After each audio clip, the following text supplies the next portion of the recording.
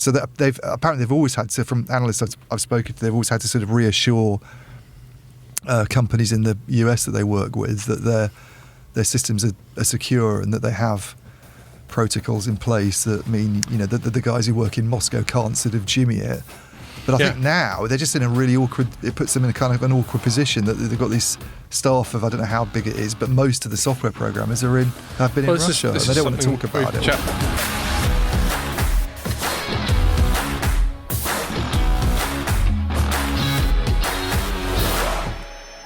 Hello and welcome to another Telecoms.com podcast. You'll notice that both Ian and I are in shot at the start of this. That's because we have our colleague Andrew, who's got his own camera because he's so important on the pod. You'd probably be aware of Andrew, certainly if you read the site. He's been our deputy editor since the end of last year, isn't it? Mm-hmm. And until recently, we thought we'd spare him the ordeal being on the pod while you get yourself up to speed. But now that you're on the pod, you're basically announcing that you're up to speed. Yeah, so you can't just go, look, I don't really know, I'm fucking winging it. No, I know all of it now. Yeah. So there we are. But Pierre didn't get the memo that Andrew's going to be on, so we haven't got a third camera, which is why Ian and I have got to be on camera together. At least we're not showing a microphone. I know, like we're doing some sort of pop collaboration. Yeah. So that's that. I've got to say, nice day, by the way, today. A bit cooler. Still think it feels a bit end of summery, but it's a nice sunny day. This is not pissing it down like it has been. Well, indeed. But I came out, I get the train into Blackfriars, and the station's right on Blackfriars Bridge, so you can see down that South Bank path where you and I go for romantic walks sometimes. Mm-hmm. And basically it's just one great big long queue. For the train station? Why, Scott? What happened? What happened? Well, of course, it's because the Queen, I think the official term is lying in state, where they have her coffin on public viewing, and that's in a place called Westminster Hall, which I think is right near Westminster Abbey. You can't actually see her. You can't see her. Some people do have open... You can see the coffin. Do you think the coffin is refrigerated? Sorry, morbid details.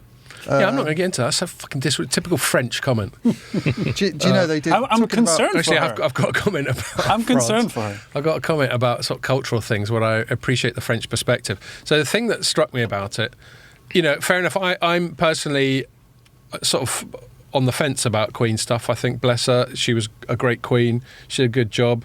She had a good innings. She died. It happens. I haven't really sort of had a strong position one way or the other. You get some people who are being a bit moany and going, yeah, well, she presided over this, that and the other and trying to make political points over her. I think that's inappropriate. But then you get some people who are completely preoccupied with her and her legacy and mourning her, which I'm not, so I'm somewhere in the middle. But these people who are preoccupied with mourning her are prepared to queue up to see her lying in state in this Westminster Hall. Or to see her coffin. To see her coffin. Could have anything in it. Well, indeed. It's true, yeah. It's a decoy. We will assume that this is all being done in good faith. But the queue, I mean, I was seeing these news flashes because basically, like my BBC News app, all it's done is given me sort of incremental. Yeah, what's going on. I've stopped reading the news. The next step. Yeah, exactly. So you go in, do you? And you stand there and look at a coffin for a few minutes, and then shuffle off, and other people come and take over. I don't think you're even allowed you through pretty quickly. I mean, that is I think you're not allowed to stop. I think you just walk by, and you cannot take your phone out. You walk past a box. No phone. No selfie. No tasteless selfies. No selfie sticks. You get arrested for that, probably. Probably. Certainly people protesting the monarchy have been arrested, which I think is a bit well, no, there are the ones who've been protesting one particular individual. Yeah, maybe it's been blown up, maybe there aren't that many, but I've read stories on it. Yeah. Just the length of the queue. I was seeing these stories and they're saying how people are having to queue for 12 hours and stuff, and there were people queuing overnight. Yeah. And I went up, I came out of the station, I was just curious, with my sort of journalistic instincts, just went and asked this woman, what's this for? And she gave me a sort of, what are you, an idiot look. Yeah. And it was for the Queen, innit? And I was like, okay, I just thought I'd make sure. And I said, when did you join the queue? And she said Bermondsey. I'm not even sure where that is, but that's like... Bermondsey's, we basically carry on down the road, from Blackfriars and just keep going. It's not that far to get to Bermondsey, but it's probably another half a mile to the mile. It's near Tower Bridge. Something like that. Near Tower Bridge, okay. So it's past Borough, past London Bridge, that sort of thing. I mean, I find and that's it really them bizarre. queuing along. I mean, that's so, and it was moving. Everyone was shuffling along, but it's an incredible sort of feat. And apparently, some people were queuing overnight because presumably there was a big queue yesterday. You're not going to just get to sundown and just go, "I've been queuing for 4 hours. I'll call it a day." Yeah. So it's like, I mean, I did that once when I was a student. I queued for Wimbledon, Right. because the only way you get in, like, get a prol ticket, is by queuing up. Yeah. But you queue for Wimbledon, you're going to spend the day there watching some really cool tennis and have a few drinks. You're not going to shuffle past a coffin for a few seconds. Mate, I'm not going to... I just find it really Wimbledon odd. is not historical. I'm a bit like you. I'm sort of somewhere in the middle, but I've had quite a lot of respect for her. I thought she was a good, she's a Queen's dignified go. lady and And she safe had pair of hands. She had I a think. fairly massive innings as well. Yeah, and you never met her, but she seemed likeable and everything. But, dignified. And dignified, but. To do that just seems... It's I funny don't get because it. we were at the football and they did a minute silence. Right. And Pierre said to me, he said, because I've done minute silences at football matches before, and there's always some murmurs or noise going on, yeah? Some idiot, some... But in this one, it was just... you could hear it a pin drop. It was the quietest minute silence You I've ever heard a walkie-talkie experienced. There was from a nothing at all. security guy?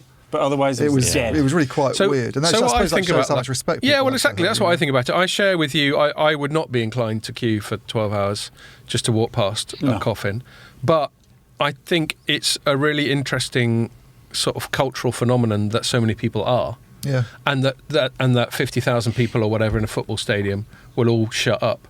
So, I was reading The Spectator on the way, a Douglas Murray column, and he was talking about, he's living in the States now, I think, and he's having to explain to some Yanks, what all the fuss is about. And he's basically going, look, she's just the embodiment of the country. You know how you Americans pledge allegiance to the flag? Well, she's our equivalent of the flag. yeah. And for people who are patriotic, or for people who feel some kind of connection to their nation, the embodiment of that is a big deal. And I think in the States, is it illegal to burn the American flag or something like that? I think so. it Everyone's might got be, their yeah. In many equivalent. countries, It's an offence. Yeah, I think Yeah. so. So everyone's got their equivalent. And again, I'm not bothered about it. You can do what you want to Union Jack, as far as I'm concerned. It's just a bit of cloth. But So I told my I have to son that acknowledge before that he some went people... over. Don't burn the flag when you're there. Yeah. They'll tell him if quick you're so enough. inclined. I was about to. So yeah, I think it's just interesting that I happens. tell you, cycling here, it's packed with police. Like, Yeah. I went by the... Well, loads of stuff's Yeah. getting cancelled as well, isn't it? Because they just Yeah. don't reckon they can handle. I was slightly worried about our trip next week to Copenhagen for the TM4 I know. bash because of Because public Heathrow's, transport, you but- go from Heathrow, aren't you? Yeah. There's some Well, get this, my flight because on they're not Monday. flying over London, so they're cancelling some shit. You're flying Monday you're too, yeah? Kidding me? Are you serious? Well, you'd have heard about it by now. I They're, would they're have thought. stopping from 10 to 12 and then from 4 until pretty much 9 10 p.m. to 12. Yeah, my flight is at 1:40. Must run about the time of my flight. But they'll move your flight. Are you after They 12? don't just No, cancel I'm it, round surely. about 10. He's round about 10 on the nose. So they might, you might be I would okay have with it thought, Ian, delay if there it. was aggro, you'd have heard about it by now. Mm. Anyway. So yeah, there's all sorts of things. I mean, one thing that slightly worries me about all this, granted the circumstances are completely different, but it just shows how used we've become to things just being unilaterally cancelled and shut down. Well, yeah, I agree with you. And I think at a time like now when everybody's, we're talking about debt problems and, rising energy prices, and we need to sort of get the economy going as much as we can. And what have they done? They've basically shut parts of the country down for 9 days. How many billions does that cost? It's just, exactly. This is, well, I think there was some griping about how much they're spending on these things. I mean, you expect them They to have do it, to. obviously, but there has been parts of the press have been going, look, it's a bit ridiculous to be doing this we now. do it well, to be honest, with all the Grenadier Guards and the choirs. It's not like she chose to and die all that now. stuff. What I resent is just Couldn't things you hang like on for 2 more Doing years? boom times. not being able to get basic services like, for instance, the news, because the whole of the national media is only concentrating on this one issue. Therefore, lots It of other is. things get. It is. I mean, they seem to forget that while there are these people who are prepared to go and stand in a queue that's 5 miles There are long, some people there's who a aren't. huge percentage of the population that doesn't give a shit about the monarchy. So, And, but that's the interesting cultural thing. Just like when we had the start of COVID, people like me who were inclined to downplay it were generally frowned upon. When you get this consensus, when you get this sort of wave of, all the culture moving in one direction, Yeah. there is. I mean, I don't think it's been too bad in terms of authoritarianism and too many people getting arrested and that sort of thing. But you do get this sense of you better fucking go along with this thing or there'll be trouble, which is always worth keeping an eye on. The other side is I don't know how many people in that queue might be tourists, because the whole interest in the royal family is probably largely from overseas, all the tourism that brings in. It's the only thing anyone says. Well, I think it is in terms of like bothering to go and stand outside Buckingham Palace and that sort of thing. But I think, anecdotally, we're getting evidence that quite a lot of regular Brits, the sort of the silent majority or whatever, have more of a connection with the royal family than we might have imagined. Yeah. One more question I wanted to ask about the queuing. So there's this queue that's policed, but lightly policed. It's not like there's little fencing and stuff. And I could tell the people I was talking to were probably slightly panicked that I was some nutter who's just going to go start a conversation with them and go, do you mind if I say I'm with you? And then cut in. But there's something very, I don't know if it's English or British, about queuing. We fucking love a queue. And it seems to be very orderly. You're diligent about that. And everyone's being respectful. And I was just wondering if you thought, Pierre... like in Italy... There should be more fights. Yeah, well, in France, which you can speak about with some cultural authority, would you get this sort of orderly queue for miles and miles in France, or would it be a bit more chaotic? No, it would be a bit more chaotic, yeah. But you talk about the media. My mum said that the entire media, 24 hours, is all about the Queen. In France as well? Yeah. Interesting, isn't it? Yeah. Well, we had it's not as if there's a shortage of channels. international issues to report on at the moment, is there? But it's mostly all about the Queen, yeah. The British royal family's had that. I remember one of my favourite films is called Amélie, which is a French film, and there's one bit in it where they talk about Lady Di. Lady Di, yeah. And so they were obviously quite preoccupied with Diana in France at the time as well. There is. And that's one thing I'll say in favour of our royal family, as Andrew was just touching on, from a sort of touristic and national brand point of view. They seem to be quite positive. I think it's mostly also countries who don't have that. They go, we don't have a royal family, so we're really interested in this one. It's because we didn't go around beheading our royal family. Yeah, we got rid of it.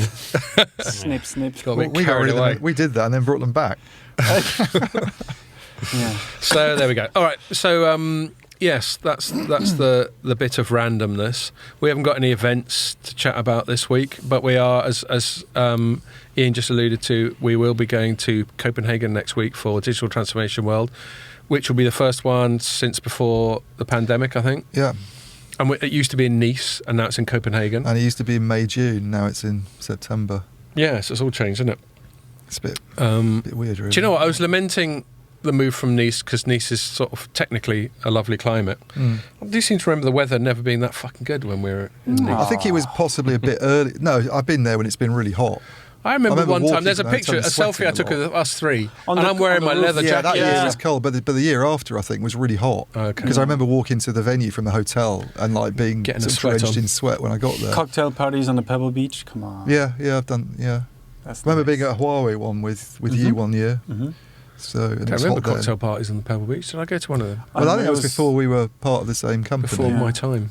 Yeah. Right. I did a video with Ray on the Pebbles when he's recapping the day, and he's like just finishing like a canapé or something, and he's holding a drink, and he's like, "So today."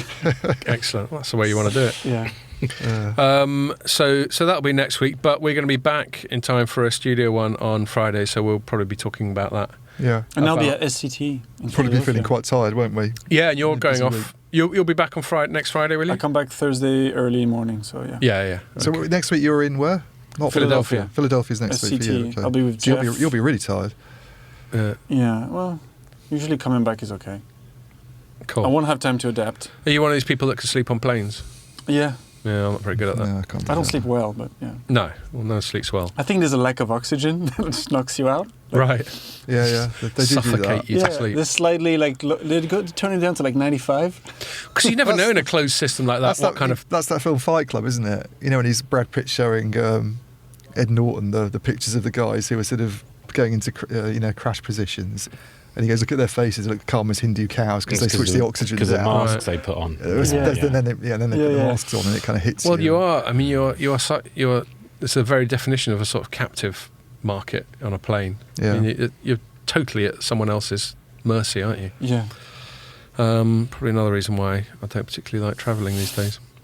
Anyway, so there we are. That's enough talking. Well, that was good. Should we go to the pub? Yeah.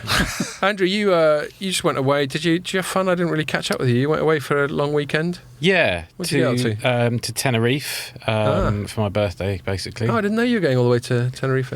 Yeah, it's a bit of a long way to go for What birthday was 2 it? days, 40. Oh, happy birthday. yeah, Cheers, yeah. Happy Andrew. birthday. Cheers.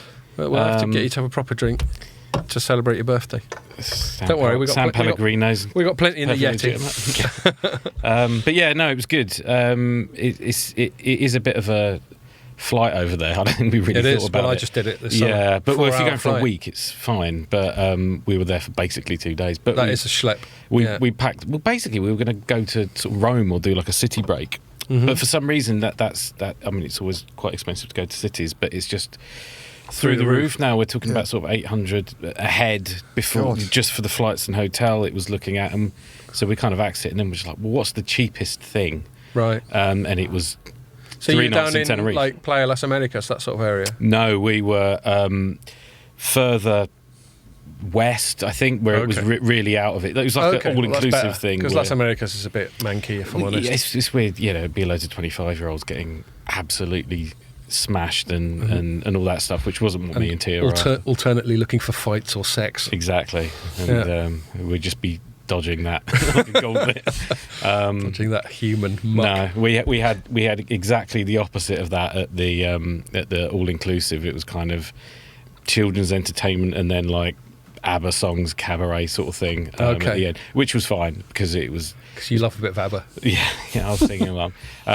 No, it was mainly about A bit of Chiquitita, because it's in Spain. all that's very, very popular in Spain, that one. But yeah, saw some dolphins on a cool. boat.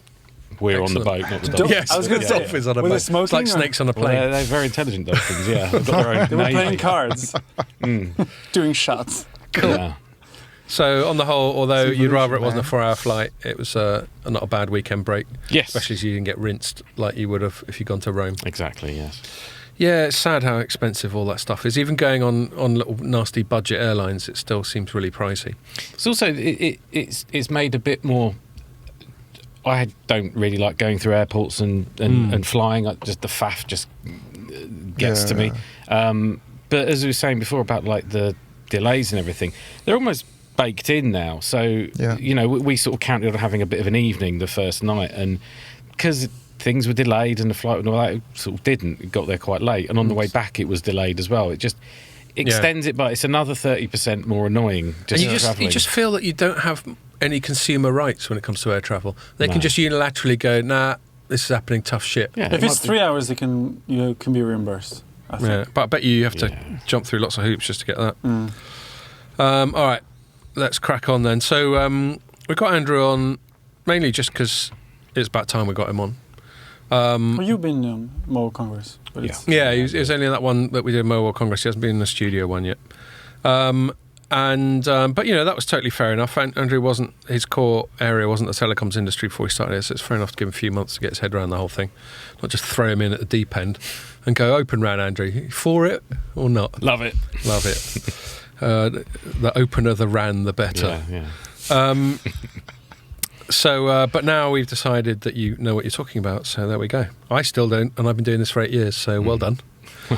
You're 7 years ahead of me. So we're going to start by talking about you've been focusing quite a lot on doing interview pieces recently, and a couple that you published this week. One was talking to a chap who is it a guy who runs Kyivstar? CTO of Kyivstar. Vladimir Lachenko. Okay, and Kyivstar, as you might be able to guess from the name, is Ukrainian telco.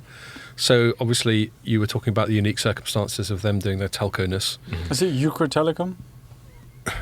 Ukra Telecom? It's called No, Kyivstar. that's Kyivstar. a different operator. But there's I remember doing a project. Kyivstar is a subsidiary of Vion. Ah, Which is There's- interesting I think because there's three. Because Vion's They're headquartered in Amsterdam, but their biggest market is Russia, and they're sort of perceived as being a Russian and weren't operator. they the victim And of some of the sanctions? Their owner was Mikhail Friedman. I think he's moved. Mikhail. But he had to keep his I head think down. it's Mikhail. Yeah, He had to suddenly, Friedman. He's one of the oligarchs, basically. He had to He's change his name perceived to as being Dave close and Putin. talk in an So English he's had accent. he's had to dispose of shares For him. for Vion to be still sort of Because we chatted about that on the pod, acceptable, like, I don't know, it must have been earlier on this year. Yeah. Just how sort of severe and unilateral some of these sanctions. With things like Russians not being allowed to play at Wimbledon and shit like that. Yeah. It's just been flying around everywhere. So yeah, maybe we might go off on that as a tangent. But yeah, the broader thing is obviously those circumstances, and we might briefly talk about the circumstances on the ground in Ukraine, because they've been a bit interesting in the last week or so. Not very Telecoms-y, but what the hell? It's a framing. No. Context. But we're also talking about just telecoms in difficult circumstances, connecting the unconnected, that sort of thing. And we might also go on to an interview of yours we put up today, Andrew, where you spoke to someone else, not specifically Ukraine based, but they sort of talking about things like sort of malware and cyber threats and security. Yeah, related in the sense that there's an uptick. We've done lots of reporting on various agencies thinking that there's a heightened risk of cyber attack, and he thinks it's partly linked to the Russian invasion. Okay, so we got a few things going on there. Oh, and I might talk about space lasers when it comes to connecting the unconnected as well. So. Because you like saying space lasers. Who wouldn't want to talk about space lasers? And then I think the second thing we can talk about on both our sites, one of the most read stories this week was Deutsche Telekom getting Mavenir involved in its standalone 5G core. We could talk about the significance or otherwise of that. Yeah.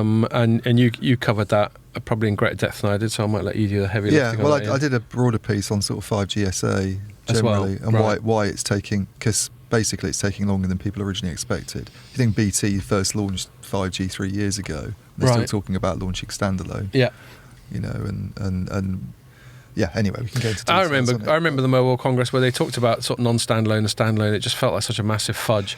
Yeah, well, the weird thing is a lot of people have made standalone out to be real 5G. Yeah. So you think, well, we still don't have real 5G then in a lot of these markets. No, what we've got is like 5G radios but on a 4G core or something like that. Yeah. So yeah, we'll talk about that, and then I think what was the thing I was saying? There's a sort of big tech angle. Yeah, Twitter and all that malarkey. Oh yeah, both you and I wrote about Twitter. I mean, it's not very telecoms-y, but as just a piece of business, kind of. Yeah, and as a piece of business.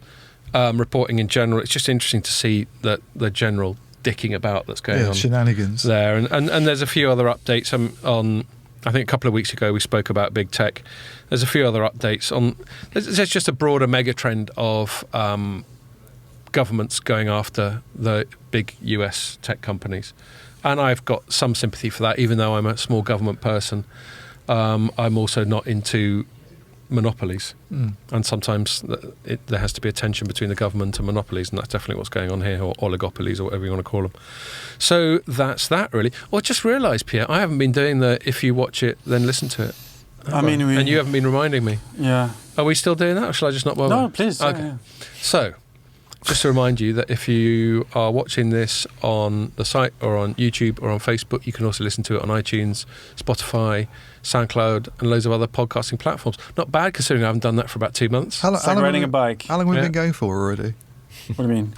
Filming, recording this, I don't know, 10 or 15 minutes? 24 minutes. 24 minutes. Because I was thinking I've already run out of beer almost. You thought, what kind of a massive alcoholic have I turned out to be? Have you got another one down there? Yeah, sure. So, yes. I might as well sort myself out while I'm there. So, yes, Andrew, let's start with you. Why don't you give us the top line of your interview with this Kyivstar CTO? Yeah, so we spoke about some of the difficulties they're having at the moment. Obviously, the wider context is the Ukrainian army is pushing Russia back. In fact, sorry to butt in, we might as well fill it in. So what's happened, as I've been following it, is there's a bit in the northern half of the country around a city called Mariupol, is it? Mm-hmm. And the Ukrainians did a cunning thing, because the Russians are more concerned with the southern bit. They're particularly preoccupied with Crimea, I gather, which they just bagsed in 2018. I think it's quite strategic, 2014, though, as well. Yeah, and so they want to link up Crimea over the southern part of what was, before they invaded it, Ukraine. And so that's a bit they're really sensitive about. So Ukraine sort of made out like it was going to do a big push down there. So they sent all the lads down there going, fucking think about it. And then they went, ha! And actually did their main push up north, where there weren't that many Russians. And they basically grabbed a massive, it's another massive strategic place, though. Kherson. Yeah. It is, but it's not as important. I was listening to sorry, Andrew, I asked you to go for it, and now we're just going off on a tangent. I was listening to some podcasts where some analyst was talking about how, how wars, even if they go on for years, do end up with some kind of negotiated settlement at the end of it. And a lot of the military stuff is just working out what kind of a hand you're going to have at the final negotiation.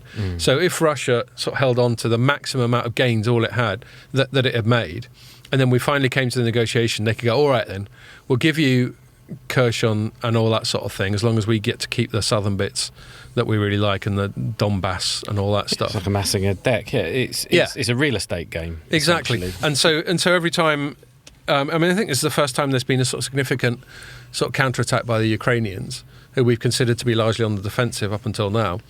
So every time they do that, they alter the balance of whatever future negotiation there's going to be.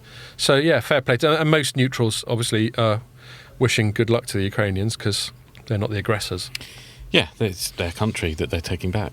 Indeed. And yeah, I think that where they've taken large regions, like the size of Lancashire in some cases, I think you'll find the approved increments of Wales. You see, the football fields are Waleses. It's at least a Wales. Nobody knows where Lancashire is even. No. So how many Waleses have they got? I think it literally is a Wales. Yeah. It's a bloody huge country in terms of landmass, though, isn't it? It's how big It's bigger than the UK, I think. It's a lot bigger than the UK. I remember Jeremy Clarkson driving across it on one of his Top Gears once, and it's thousands of miles. It just goes on and on. It's like, that was a great one. Because you see it next to Russia, and you think, oh, it's small, but it's not. You look at Slovakia, but Russia's half the planet. And then, it's stupidly big. Yeah. So they've got a Wales.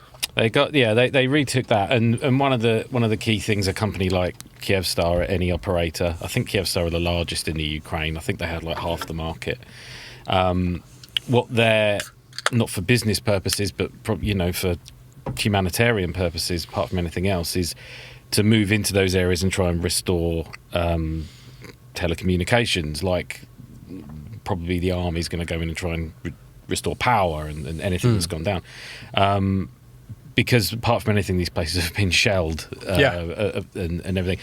And so there's actually two parts of that. So in the first bit, as you say, it was much more Ukraine on the defensive, and what Kyivstar say is they just identified that all their infrastructure was being specifically targeted by sort of Russian shelling, missile strikes. And that does seem to be a fact that there has been, I mean, obviously in war, it's very hard to make a sort of moral statement of like, this is all right in war, but that's out of order. But there does seem to be a lot of aggression against what seem to be completely civilian or infrastructure targets, as far as I can tell. I mean, telecoms is difficult, isn't it? Because is it the civilian? Military use it as well. Yeah, and it's kind of. Well, I don't think the Russians make the distinction anyway, do they? Quite clearly. Well, they'll also go. They're bombing children's hospitals and stuff. So indeed. Yeah, and so I think in the regions around Kiev, I think Vladimir said something like 35% of their assets were just dust. Right. This is the chap you interviewed. What was his name? Vladimir Lachenko. Not to be confused with Vladimir, who's in charge of the country. Zelensky. Zelensky. No, yeah. and I hope I'm pronouncing that right. So the first part was just talking about basically, you rebuilding where they're already operating and getting some of that done. Now it's where they're retaking large areas of territory. It's about moving into formerly occupied areas and trying to get the telecoms back online. And it's heavy business by the sounds of it. They're in tandem with the military. And say they get near a city or a town, they can't just go in. They're field engineers who will all be geared up, ready for a grenade or something. But the military will say, we've done various sweeps. There are because there might be booby traps and shit. Mines, snipers, anything like that. And procedurally, they have to do that. Then the engineers can go in, try and find a site that hasn't been reduced to rubble, get it online if possible. A lot of these areas don't have power, so that doesn't help. So what they're doing is carting around diesel generators to try and power the masts, which seems unreal. What they're saying was apart from anything else, you can get the network back online, or I don't know if it's 5G, whatever semblance they've got there, but no one's been able to charge their phones. So the people are kind of pouring out of the towns as soon as they move into an area to want to plug in their phones at this generator that they've set up, this kind of field-based unit, and just to try and connect with everyone there that they've lost contact with. So it's pretty serious work they're getting into. I mean, I did notice one quote from your interviewee praising the sort of courage of the engineers who go into those situations. Yeah, I think he said they're the bravest people in the world, or something like that. And you are in a war zone. Yeah. You're a telecoms engineer, but you've got a. And they've only just taken it back. There's no guarantee that there won't be a counter attack. No, quite. And but I think it's seen as, they're not doing it just so civilians can text their parents. I think the government Check and the the military. Yeah, exactly. It's part of the plan to probably make sure it doesn't get retaken, is that they have all these things online. Yeah. Wow. Yeah, it's. I mean, the interesting thing why I'm really pleased.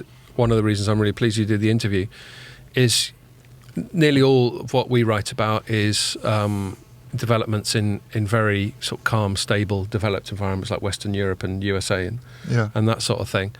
And we might come on to sort of broader connecting the unconnected stuff, but it's almost impossible for us to imagine what it'd be like to be in a place where all these things that we take for granted, like we'd be like, oh fucking hell, it must be I weird haven't got for him, 4G isn't it? signal. Because you're a CTO, and when we talk to CTOs all the time in telecom operators, you're normally asking about how do you get to standalone 5G, and what do you think of Open RAN? On which mode? Not how do you protect the engineers and the technicians that you're sending in to go and mend a radio mast while there's a sniper shooting at him. It's just. It's almost something that they would never. It's quite funny.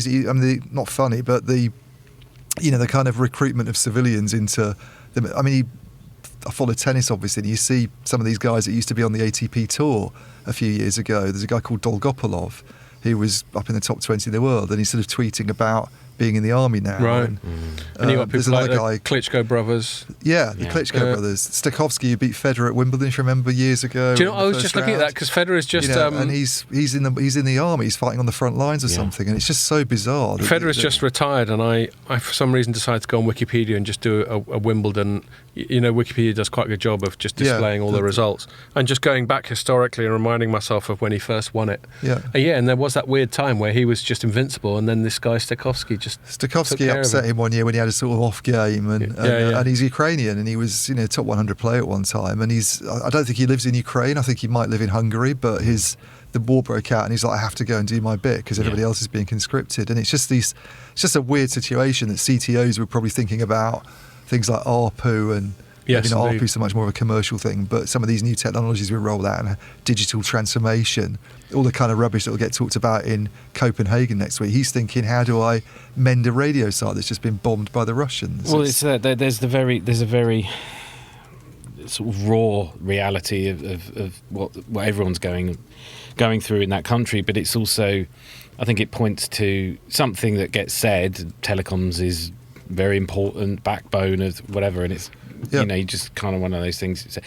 You actually see how vital it is, something like that. You're not charging into a war zone to quick. We've got to get the McDonald's back up online. It's worth the risk for getting the telecoms online because it does control everything, and Have they done anything at all with satellite stuff? They were using Starlink, I think, to where there's the infrastructure's just been destroyed. The easiest thing is to go in and repair one that hasn't been completely knackered. Yeah. But there are areas where there's nothing there, so they can work with Starlink to get some connectivity there. It's probably not a permanent solution, but for the time being. Yeah, at least the military then can use it, I suppose, with the proper devices. It's not like civilians are going to have satellite phones to do stuff. No, quite. And I mean, I guess the military are working on all sorts of things they don't necessarily share to stay connected to some degree. Yeah. What was I going to say? Did you get a sense of what this guy's sort of agenda was for sort of reaching out to the press and chatting? Did he just want to bring attention to the general situation, or did he have an angle, or what?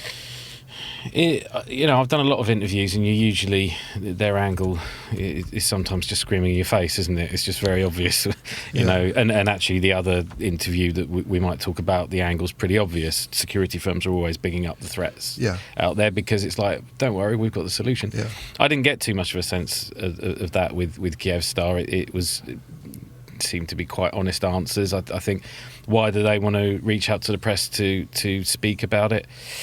I don't know. It's not.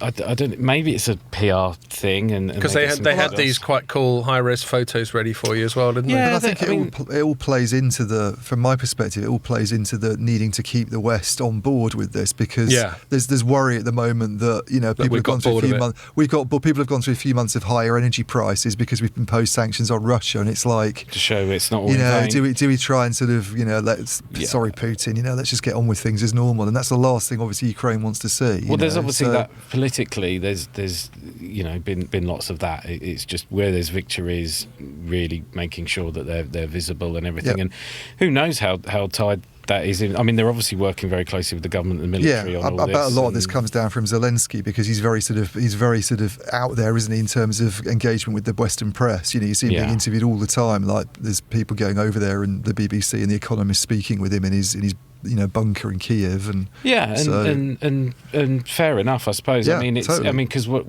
sometimes the sort of journalist and PR agendas align, because what it also does is it's actually a very interesting human story and an angle of telecoms. No, this is where I buy the PR side of it totally. I think fair play. That they need to do that politically. It's when they're trying to tell you a product that seems the normal not stuff. Very interesting is going to change the world. You have to go, all right, But no, I think it's. Did he say anything about the cyber attack stuff himself? On their networks, did he say? Because they obviously deal with things like that, CTOs, and they see, And Russia is like broader, sort of greater Russia is considered a major source of all this. Exactly, bullshit, yeah. Which came into the interview we did with Logarithm. I mean, he did say that there was an increase in. I didn't include the bit because it was just one question on cyber attacks, and it was a bit incongruous with the rest of it. But he said there's been an uptick, and I don't know how many reports there've been that said since the invasion there's been an increase in these attacks, and a lot of them coming out of Russia. The guy from Logarithm said there's an increase because of the war. Obviously, that they ranked them up since November. But why is that? Is that military, or is it because the sort of chaos and lack of structure of the war is some kind of invitation to bad guys, or a bit of both, or something else? It's both. So there's a veil of war. It was his point that as soon as the war is loosed, there's chaos. There's it's not unexpected for things like that to happen in a way that in peacetime suddenly there's a great big attack, there's a lot of fuss. There's probably loads going on. Priced in, isn't it? Yeah, and it's all part of it. And state actors or state sponsored, as they say, didn't really get too far into the specifics, but from what I can gather, there's all sorts of different types of groups that will be employed to do attacks like this. Some of them are just straight up underground crime organisations, and some of them are like shell companies. They sort of do something else, but they engage in these cyber attacks. You'll never have heard of any of them, and I don't know how they get hold of each other on the dark web, but and some baddies convention. It's a trade show for all these hackers. Like something out of Despicable Me. And partly it's part of war. I mean, this was his point, that going forward, if it isn't already obvious, it should be, or it will be, that this is like another sort of wing of the armed forces, if you like, or another front. Made people sort of think about, security issues a lot more. Like going back to when it all started off, and you had Ericsson and Nokia talking about pulling out of Russia, and one of the things that's happened as well is them Nokia specifically, I know, has been sort of taking R&D staff out that used to work in St. Petersburg and moving them to Finland, or basically just cutting those teams. And then there's always been concern about a company called Netcracker, which is a subsidiary of NEC, because it relies very, very heavily on Russian software programmers. And if there's ever a time when the government's going to lean on software programmers who work for a sort of Western-leaning company, to do something. There's this, issue about people slipping back doors into products and doing something dodgy with it. Then you can sort of see it happening now, can't you? I guess so. Yeah. So that they've always had to, from analysts I've spoken to, they've always had to sort of reassure companies in the US that they work with that their systems are secure and that they have protocols in place that mean that the guys who work in Moscow can't sort of jimmy it. But I think now they're just in a really awkward. It puts them in a kind of an awkward position that they've got this staff of, I don't know how big it is, but most of the software programmers have been in Russia. And they don't want to talk about it. We've chatted about quite a lot on the pod. This global balkanization. There just seems to be something about the human condition, especially people who aspire to the highest levels of power, that they've just got to be fucking about with each other. Yeah, you can't just get someone take over a country and just think, oh, that'll do me. I'm not short of a quid or two. I've got groupies everywhere. I can go wherever I want. I can do what I want. No, then they got to go, right, now what? And now what means dick about with other countries. Yeah. And that just seems to be what politicians and it's not as though despots, Putin and Xi don't have big enough countries as well, is it? Do you know what I mean? They've got to muck around with everyone else.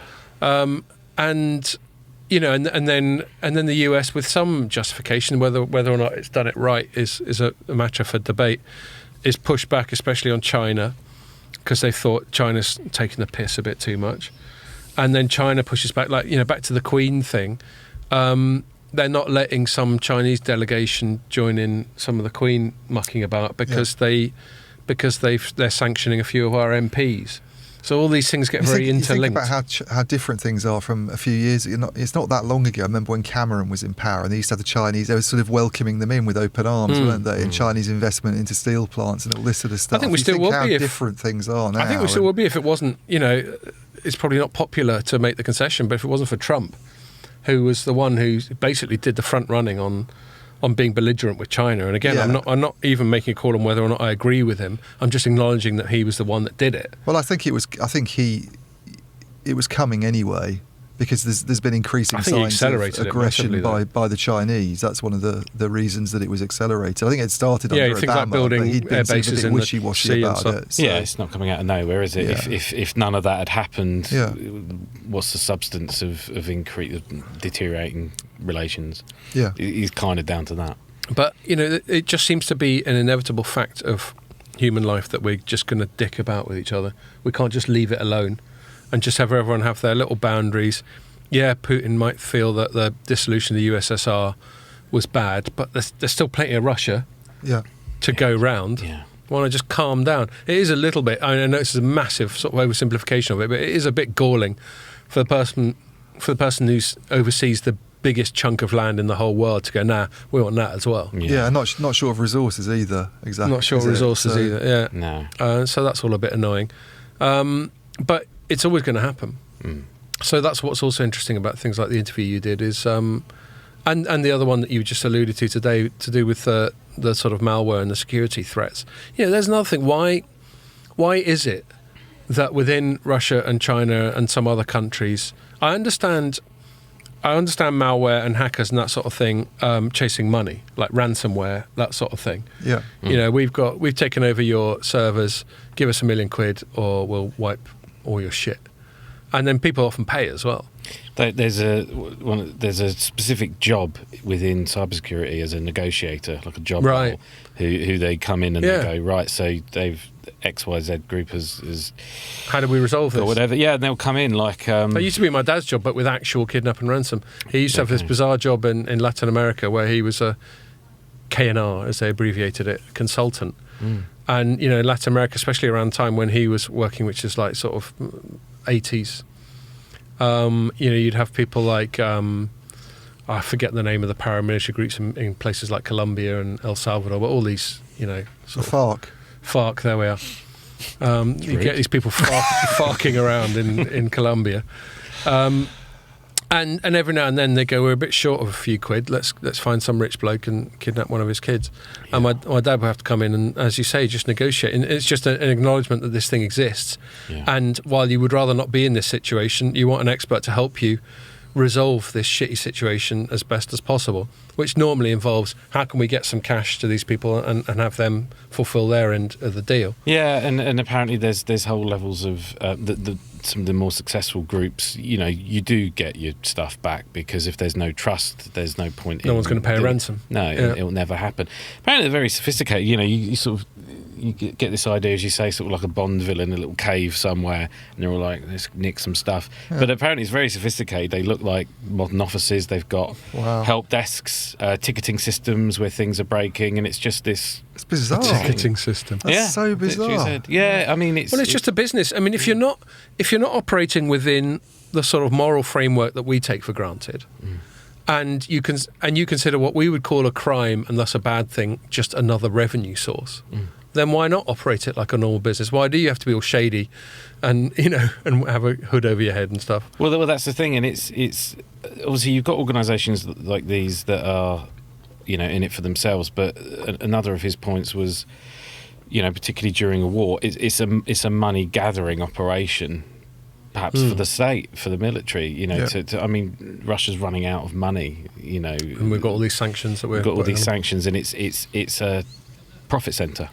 If you like, one of them. I mean, he differentiates. Yeah, I didn't think about that. Of course, there's two types. Not just as a way to bring down Western systems, but actually make money. Yeah, so you've got the DDoS attacks, denial of service, distributed denial of service attacks, which are just missile, primitive but effective. Yeah, let's just shut your system down, basically. Yeah. And one of the things he says is, look, if you're targeted by that, and it's like a nation-state level organisation of funding, there's nothing really you can do. That's just going to be what it is. And they happen. I mean, often, do you remember Anonymous? You used to get lots of almost like prankstery stuff like that, where they take Nike down because it was a big corporation. Because they decided they were capitalist bastards. But obviously the more serious side of that is nation-states going after other nation-states. Yeah. And we spoke a bit about that in terms of doomsday scenarios, and right, that was our headline. Yes. And what is the doomsday scenario? Well, apparently some of these attacks can cause physical complete breakdowns of things like power plants.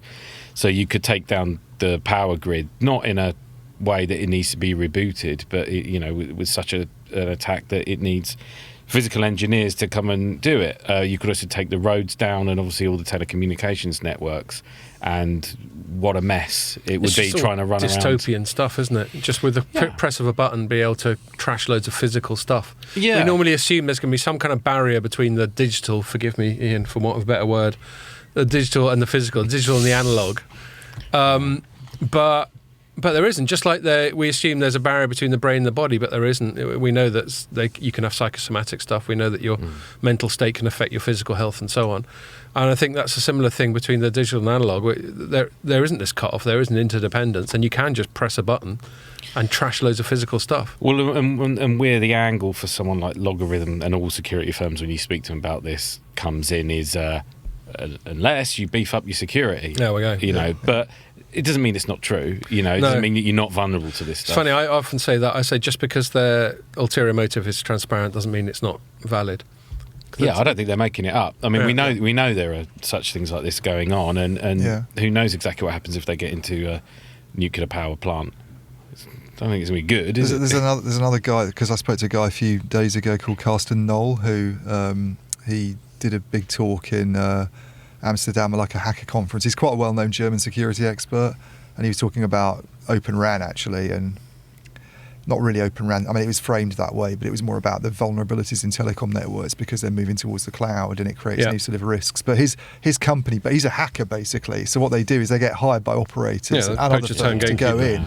And they carry out friendly hacks, and then they go and say, well, this is where your network's vulnerable. You're going wrong, son. They fix it, then they do another hack, and they just do it again and again until it becomes very hard for you to hack it. And that's basically his sort of job. That's absolutely quintessential poacher turned gamekeeper. It is, thing, yeah, really, but it's kind of it just sounds like a good time for someone like that to be in business, really. Because he's saying it's now a good time for all businesses to have a serious look at their operations. And he also made the point that you know, you might not be targeted, you know, small business down the road or medium business or whatever. You're not going to be high on the list of, you know, Putin's companies I want to Hope not, anyway. slap about. But Microsoft might be, and your business might be entirely dependent on Azure. Course, yeah.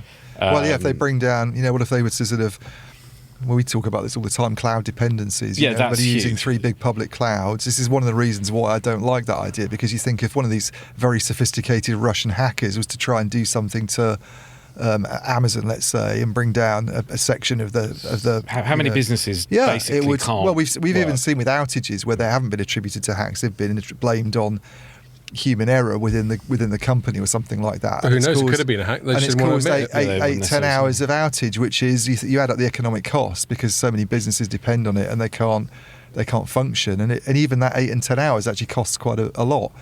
You think about it being something that's harder to fix because some sophisticated cyber criminal has done it. It's really worrying. Yeah, you know? and it Money systems, everybody going, you know, cashless, and yeah, you know, Not being able to buy- me getting annoyed in the Not pub being able to about buy a it. pint with a £10 note. yeah. He From which mentioned you that as get well. from No, which you get no. fuck all change. One thing, sorry, Andrew, were you about to say something?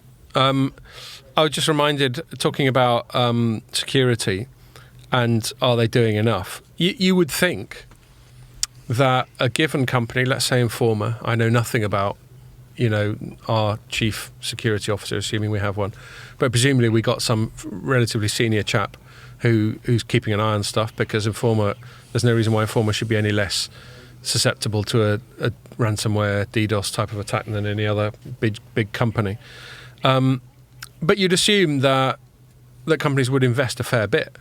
You know, when Stephen Carter's sitting there doing a budget with the CFO and they're going, well, we want 5% on security, and then they go, well, how did we do last year? And they go, well, we still got fucked over. They go, well, make it 10% then. You'd think it'd be something like that. But I was reminded of a story from a couple of weeks ago where the headline was UK government imposes its own security obligations on the telecom sector. And I took my usual sort of sceptical about the big state angle, as you'd expect of me. But it did strike me as, so basically they're passing a law that says if you don't put in these security measures that we prescribe, the government, then we'll fine your ass. So I can imagine it being something that, you know, you're saying that they look at the budget and go, well, we spent 5%, we need to increase it to 10%. I actually think security's maybe I can imagine pressure in the other direction. Yeah. No, because I think it's always one of those things, isn't it? It's like insurance. Nobody really wants to spend money on insurance, but they do it in the terms of driving. You do it because you have to, because of law. Yeah, you're forced to do it. And some people don't. And it's just so much more complicated than it is. If there was a way of just going, Well, here's cybersecurity. I've bought that. What's my subscription? I've got my X amount. Norton box. but here's the Yeah, other it's done. thing. But of course, it will just roll over. all When that a stuff. cybersecurity attack happens, right? You know, for instance, TalkTalk had problems, didn't they? Dido Harding, you know, when she was at TalkTalk, they had a hack, didn't they, or something? Yeah, I remember that. Now, the one thing I noticed in all the sort of coverage about it, I mean, she was sort of blamed for not managing things very well, but there's very little scrutiny of whether a company spent enough. I didn't see anybody saying, well, one of the reasons they were susceptible was because they didn't spend any money on security products. Yeah, You know, and they didn't do enough investment in this. Well, the it's problem- hard to audit. It's probably hard to audit. And there's So a they- lot of security firms. There's a lot of pitches out there, and one of their mistake might be listening to the wrong pitch. Yeah. You know, and it wasn't quite as good, but the salesman said it was. And even the other thing is that even these companies that sell this stuff, and I spoke to another one not that long ago called Security Gen, which is, I think it's Security Gen.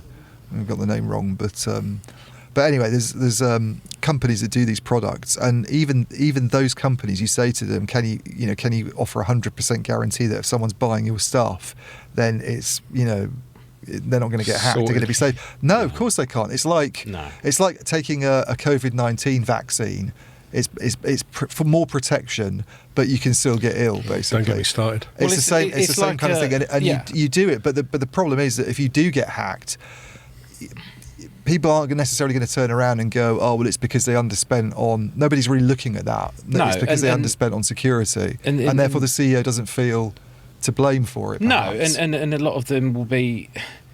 he's ticked his box by getting anything in at all. Anything at all, exactly. There's only so much money to play with. We've all been in offices where there's different departments are jostling for the same amount of money, and internal politics as to who gets that, and they've got some security. The CEO isn't necessarily going to be clued up on all this stuff. No. They sell, I don't know, He'll just say to his CIO, just make sure you look after it. Yeah, and do this is it. how much and then the money CIO goes, well, I need to do it because I need to tick the box that we've done it. Well, but how much attention they pay? It's also luck because unless this stuff they buy doesn't work, it is going to stop some stuff. Maybe some low-level stuff, your standard phishing attempts or whatever. Some of it is human behaviour though.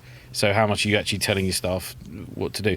And some of it is there are weapons out there that doesn't matter. Like they're going to get through the US Defense Department. Let's say an arms race. Yeah. I mean, there was that Israeli company that came out with some stuff where they could spy on people's phones. I forget the name of it now. Pegasus. There we are. Yeah, I think that was the name of the software, maybe. Anyway, and that was being used, at least according to stories that I was reading, like by the Indian government and that sort of thing. Because that's the other problem. We talk about malware, and we're encouraged to think of sort of shifty Russians in a basement. But of course, all states have some kind of incentive to spy on their own citizens because they want to anticipate dissent and they want to be able to lock up people who will be inconvenient to them. And, and we have an awful naivety in the West to think that, again, that's just what happens in sort of banana republics and random. I don't normally think of Russians when I think of hacking, actually. I think of big fat Americans eating cheeseburgers who are slightly nerdy in their basement, they haven't gone out for But again, that's still characterised as a slightly more sort of Hollywoody benign hacking. There'll just be people who've just who've written some cool bit of software just off their own arse. They won't necessarily they call have themselves Spider or something, Yeah, I mean, bear in mind, Matrix, the early bit. Like the narrative that consistently comes out of US politics has been certainly since probably the end of the Second World War to just blame everything on the Russians. Yeah, or the Chinese. No, but principally the Russians. Only latterly the Chinese. And so so you had things like. You had all the Russiagate shit that was thrown at Trump throughout his whole time, which turned out to be, I think, provable bollocks. And pretty much anything happens now, they go, I bet you that was the Russians. They're almost like, in the religious context, they're like sort of Beelzebub or something. It's I mean, we're in the West, and what information are we getting necessarily? I mean, it seems pretty ubiquitous in the reporting from all sorts of analysts and anything that we cover that there's an awful lot of this stuff coming out of Russia. So it's not unfounded. True. It's not unfounded. The guy also said in this interview, because I asked, we're up to the same things though, right? The sort of US government, UK government. And he said, yes, basically. But are we? Yeah, but they started it. But we're the goodies. But do we have analysts looking at exactly what the US government is doing elsewhere? Maybe there's not the motivation to do that. I don't think it's a cover-up or anything. Yeah, I don't doubt that the Russians are trying to hack into the US and influence things. But as you say, I suspect there's quite a bit going on the other way around. It's not cover-up, but then when someone like Edward Snowden tries to talk about it, it doesn't go well for him, does it? Yeah, it gets fairly covered up. So anyway, it's all a mess. And it's all just weird. It's all just weird little Game of Thrones, just people with outsized egos, all chest beating and trying to shit on each other. It's all just appalling. And for most of the rest of us, we're just trying to live our lives and pay our goddamn bills. But yes, there's no doubt a big part of technology. So like the last thing, like before we move on subjects, the original part of the segment talking about trying to sort of reconnect parts of Ukraine that had been damaged or sabotaged or neglected or whatever. There was just one other story that was worth noting from this week, just because I enjoyed the headline I wrote for it, which was written for me. There's no great skill on my part. But do you remember there used to be a thing? I mean, this was before you started working here, but it might have crossed your path, a thing called Google Loon. Does that ring any bells to you? So Loon is short for balloon. They had this bright idea of sticking base stations on balloons. floating them over and Africa. floating them around like some. So just you'd have connectivity It wherever was like it it was floated. like another way of doing it, Randomly. instead of satellites or drones and things like that. You can't It really was- control a balloon. I think Well, there they- might have been they- small little fans or something on them. But yeah, I What was agree with the- you. what was It's the- generally a bit of a fucking weird idea. The Facebook had the weird sort of low-flying planes as well, didn't it? One The stage? drones. That's right, yeah. They were Solar like power. Yes, that's it. Yeah. Solar powered drones. I mean, that Oh, makes that's more still, sense. that's still being discussed, though. I mean, I mean, there's a if- UK I do remember company that. doing If you can have a solar powered drone that can stay going indefinitely because of the solar power, yeah. then Well, that Howard- I can see. But balloons, Howard Watson was talking about this at the BT event that we Yeah. went to, about having like unmanned aircraft basically that flies not as high as satellites but pretty high, higher than commercial planes. But you basically, one of the problems with it is hydrogen powered potentially or something. Right. But you need it to be able to stay up for enough time Well, also, to make it you worthwhile. You don't want it to be a vehicle that's moving from point to point. You want it in an area Well, that hasn't I got suppose service. I don't know how exactly how it If you have a works. But yeah, constellation. they'd obviously be doing it in an area where. but there's it all need seems weird. coverage. It's very counterintuitive to stick a balloon up there at the base station and think it's going to be reliable. And lo and behold, by I think the beginning of 2021, Google went, yeah, fair enough, this is bollocks. They've all burst. But they, do you know what I mean? Sort of little kids just throwing darts at it. But you know companies like Google have these like what they call moonshot divisions. You know, and a moonshot in the vernacular, I think, just means trying something that might have a small chance of success, but fuck it, if you don't roll the dice, you'll never find out, sort of thing. Well, they could lead on to other things as well. Well, quite, and so that sort of feeds back into this story, which is this company called Illyria, which has apparently been born out of two particular strands of technology they were investigating within this Loon project. One is some kind of a sort of global software-defined network, which basically enables you to link up all kinds of networks, terrestrial, airborne, satellite, maritime, all this sort of thing. And you know, I characterise it as one network to rule them all, like Lord of the Rings style. That sounds a bit worrying, doesn't it, for operators? Well, exactly. You know, we're always, and if you think that they're going isn't, to call it Skynet. well, if you think that isn't Terminator enough, the other bit of technology they got is space lasers. Space lasers. And so they basically got, you know, to give it a less dramatic term, they've got some kind of like non-fiber optical technology. So you know, we have connections between base stations over a microwave and that sort of thing, and obviously it stands to reason that if you can use fiber to transmit data, you should be able to use lasers because that's still light. But I don't know about you. I haven't encountered much use of visible light to transmit data. You know, about the shortest wavelength we typically get to is microwave. I mean, we were infrared like remote controls back in the day, Yeah. and that you were transmitting over infrared. But even that is a longer wavelength than visible light, if I remember my electromagnetic spectrum from my physics GCSE. And so they think they're going to combine these two things, these space lasers and this lasers, and they're going to put them on frickin' sharks' heads, and this sort of one SDN to rule them all, and make this sort of global network that puts Yeah. all telecom operators out of business. I know, and it was solves the world's so full of hyperbole and sort of lofty ambition that had to be commented on. And you know, to some extent, you expect that of Americans. You know, Americans don't launch things half-heartedly. They're like, it's going to take over the world. They didn't get a huge amount of coverage. I mean, No, know I was you wrote surprised when I about was writing it, up, and I think I was about a day behind the news. I thought my US colleagues might do something on it, so I didn't sort of go near it. But to be honest, I might they not have covered didn't. it if we haven't been so starved of news of late. Yeah, but it is interesting. I think because I looked at the release and I read your story and just the kind of ambition that's implicit in it. This SDN network that can link terrestrial and satellite and everything, and it works. It's like like you say, the one thing to rule them all thing is quite apt because it does sound like a big system that can do things on a global scale. It's Well, a bit, maybe it's my relative ignorance on the whole market, but the thing I don't know. We'll take that as a precursor to anything you say from now on. Yes, I start the day with it. But all these big systems like that, and some of these other satellite things, like that thing we covered, Elon Musk launched. Yeah. The thing I don't understand is they're always such grand solutions that, like exactly what you've just said, it's this huge thing that would render the industry almost irrelevant. But it's all in the service of solving something quite niche, like quite a small problem. Which is that's a really good point. there you shouldn't sell yourself short, mate. You just made a really good point. Well, thank God it landed that way. But you better leave now. Yeah. While you're ahead. But it's like there's some small areas that don't have coverage. I totally agree. We talked about this down. a couple of weeks ago, and completely, like satellite, if you think about it targeting the unconnected, it's a relatively small percentage of the population now.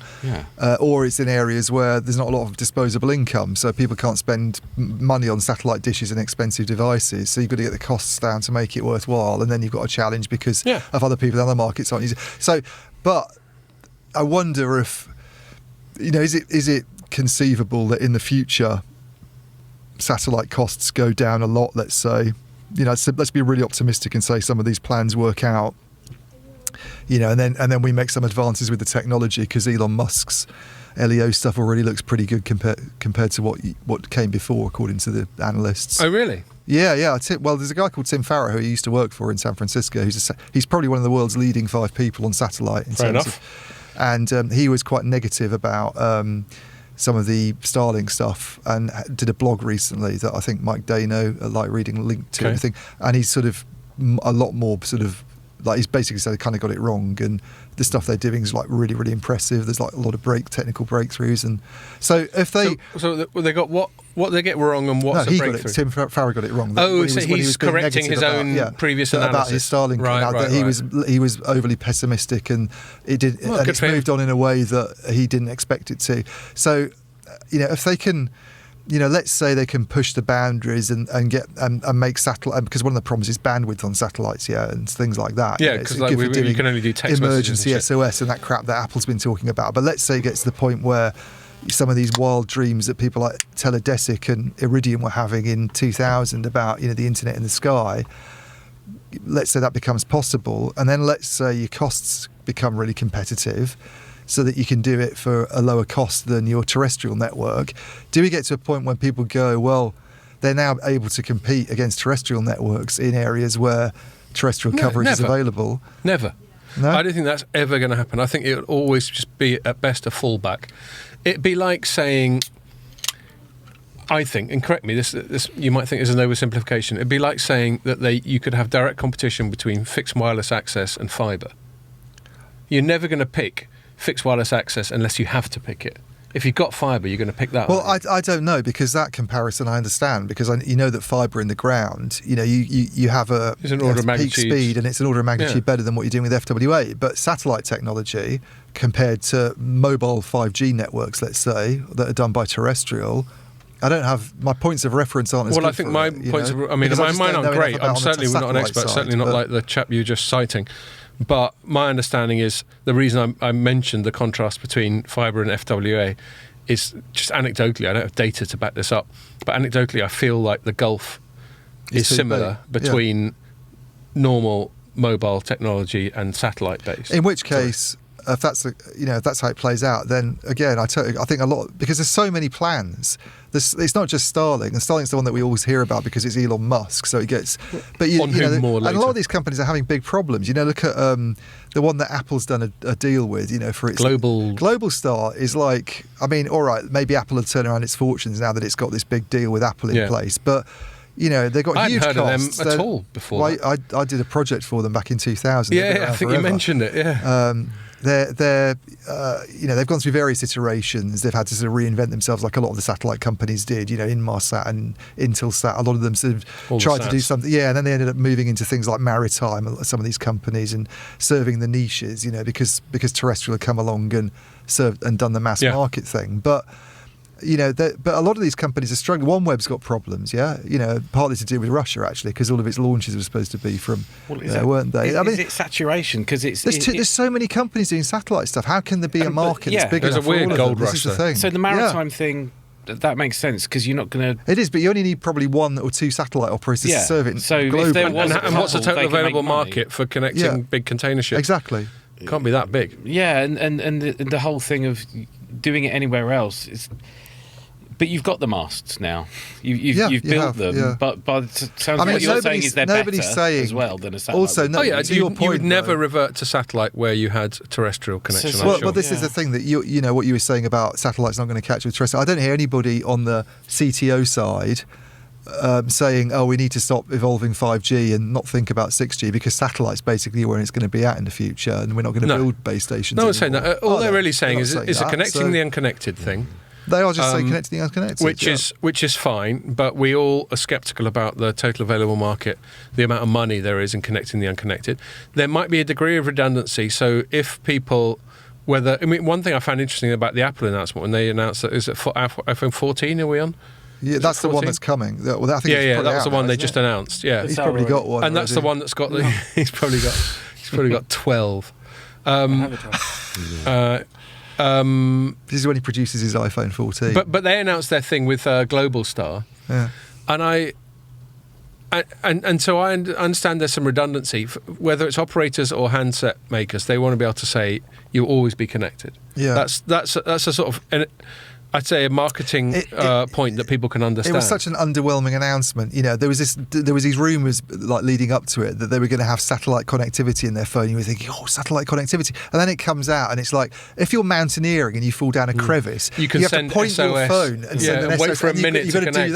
that and look where the And satellite try and blow the is. clouds this out is the way. thing, is how many people and how often are they going to the Himalayas? totally, and yeah. if you are, presumably it's just baked into the experience. Like, do you need to, get Well, football scores where you look at the view? top of The other Everest. thing is that Enjoy Yeah, it. never mind Everest. Arsenal are up. Well, exactly. The 3 or 4% in the world. This is the other problem: is that 3 or 4% of the world's population is actually quite a lot of people.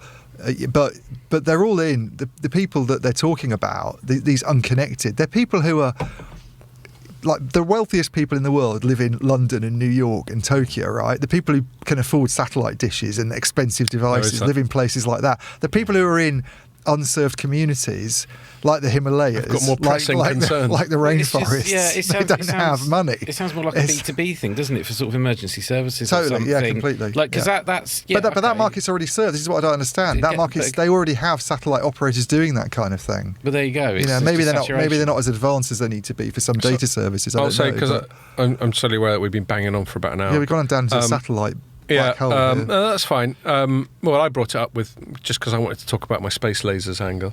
Look what you've done.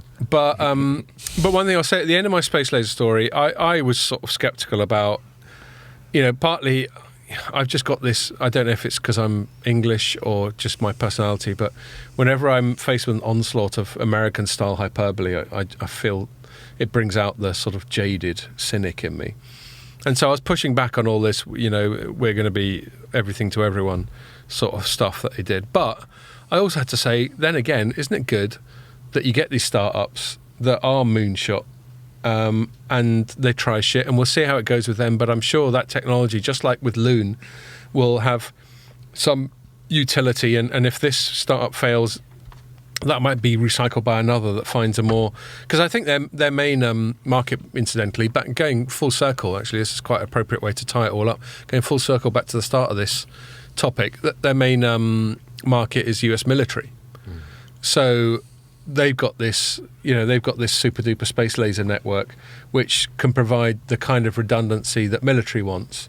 Presumably, I don't know, have any of you guys seen Top Gun Maverick? Not yet. Yeah. Yeah.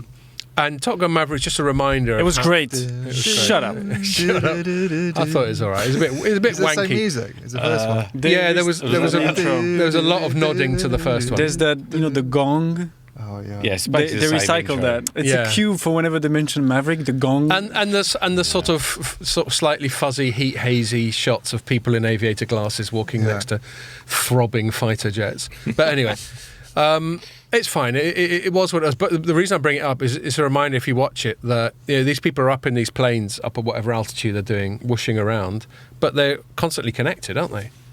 Now, I don't know what technologies are involved there, but presumably It's radio. Yeah, radio. yeah, but is it like a dedicated thing? Presumably they're not just sort of having to top up their EE allowance. It's a network while they're up slice Not on in the a dogfight. You don't want to be dealing with that. Where's my SIM? Press the wrong button. there. So, oi, Maverick, will you Blowing up the will you carrier. gift me 1 gigabyte? Yeah, So quickly. I can kill this he's baddie. texting his dad while I he's just in the want to send this cockpit. meme real quick. yeah. But connectivity is obviously a big deal. Just watching a film like that is a reminder of that. So I can see why there would be an initial market of military stuff, whether it's all the way back to what Andrew interviewed this chap about, which is just getting things started up again at a basic level, where they've been falling back on satellite stuff, or all the way to Tom Cruise needing to get all the data so he can kill a baddie. What's not obvious to me, and I think we can all agree on this, is that this satellite stuff, whether it has a utility for anything bar, I don't know. I mean, maybe I'm downplaying how much of underdeveloped parts of the world, like Africa or Latin America or South Asia or whatever, have fuck all other coverage. But let's assume, even if it is them, they're also, as the point you made, they're the people who've got the least money to pay for it. I don't think they have, though, because Africa, there's a lot of operators there building. I mean, they don't have fixed line coverage. That's been the issue in countries like Africa and India, but they have mobile. And that's probably Mobile's never come gonna along happen. and been rolled out quite Yeah, extensively. well, Geo's so- just gone, fuck Totally, it, we'll just go FWA. Completely. How many mobile subscribers are on Geo's network in India now? Yeah. I mean, this is why I struggle to see the satellite use case, because it just seems to be such a small. It's a small percentage, and it's lots of companies bundling in. It's not just Starlink. It's OneWeb. It's Amazon's getting in there. I can't remember the name of its project. What is it called? Blue Lagoon. Origin? No, There we it's go. not Blue Lagoon. Is it? But Blue Origin Blue is the Lagoon, space yeah. company. Blue Oh, Lagoon. right. You're thinking of that Brooke Shields thing, aren't you? I always think of that. I can't stop thinking about it. Anyway, before I get too distracted, cool. Let's wrap that one up. But yeah, I think it's just interesting that this shit's happening. But I share your skepticism that it'll come to much in a sort of commercial way. Anyway, but yes. So story did well. I'll hand it over to you pretty quickly, Ian. Story did well on both our sites. You don't have to. Well, I will, because I defer to you on most things, including the Blue Lagoon. No, not on that. I haven't seen that film for years. Not right, actually, before you accuse me of being obsessed with a youthful Brooke Shields. Much more prosaically, Yeah. Deutsche Telekom. Well, they didn't announce. Mavenir announced that they are a provider for Deutsche Telekom's 5G standalone core, which felt like a big deal. Partly because any announcement of a major operator like Deutsche Telekom making a major vendor announcement in 5G is going to be relevant. But the fact that it was Mavenir and not, let's say, Ericsson or Nokia, or I don't know who else it possibly could have been in Cisco. their core. Cisco, right. I mean, okay. there's quite a lot of people bundling into the core market at the moment. Yeah, well, that's part of the problem. Oracle's there, I think. You've got That's part NEC of the problem is doing working stuff. out who the players are. But it turned out to be Mavenir, who are, a second, third tier player. They're fairly prominent. We had Peter Baker, is that his name? John Baker. John Baker. Sorry, John. I gave you Peter for a sec there. Who the fuck's Peter Baker? That I'm thinking. Anyway, doesn't matter. He We had said John Tom Baker on, He and said Tom Baker. Tom Baker. Yes. God, I might have to work on a Tom Baker accent. That would be good. Something about Tom jelly Baker babies. impression. Yeah. What is it? No, we always laugh at him on Blackadder. You have a woman's purse, my I forgot lord. he was on that. Yeah. That's how my kids their main association, because they're too young to remember Tom Baker's Doctor Who in the 70s. Yeah. But he was That's my main memory of TV from the 70s is Tom Baker. with his big scarf as Yeah. Doctor Who, and so they got Tom Baker in that one episode of Blackadder 2, where he plays that legless captain, and then they also my daughter especially likes Little Britain, and Yeah, he does all the narration, all the voiceover. He's been underused, I think, on TV.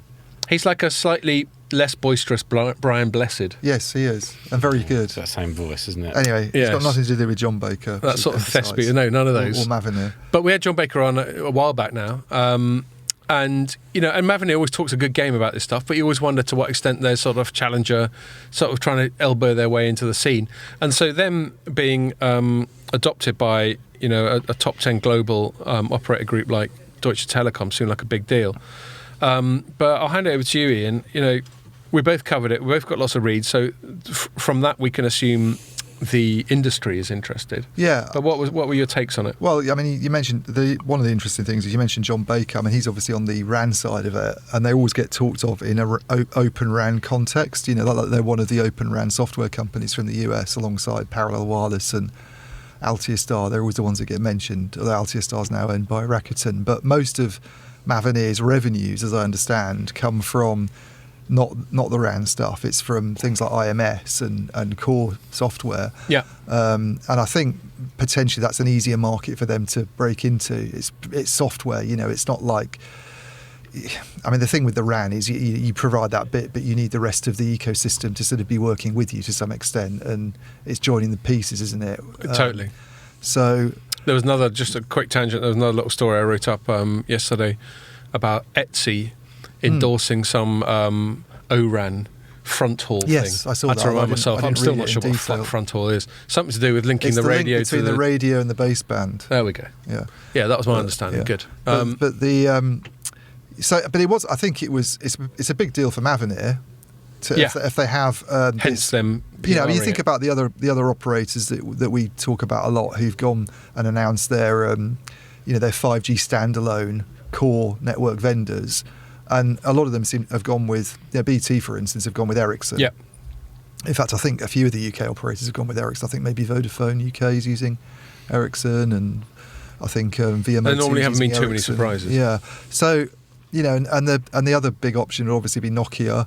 Cisco's been in that market, but it's not that Diverse. much more diversified than the RAN market. It's maybe not quite as, it's not like 80% is three companies. It's maybe not quite that bad, but it's still a relatively small number of players. And then you get these new entrants that are sort of trying to break in and make a bigger presence for them. And you've got NEC playing in that area. I think Oracle's trying to do stuff, and then Mavenir. And so for them to have this deal with, I mean, Deutsche Telekom is Europe's biggest operator, yeah.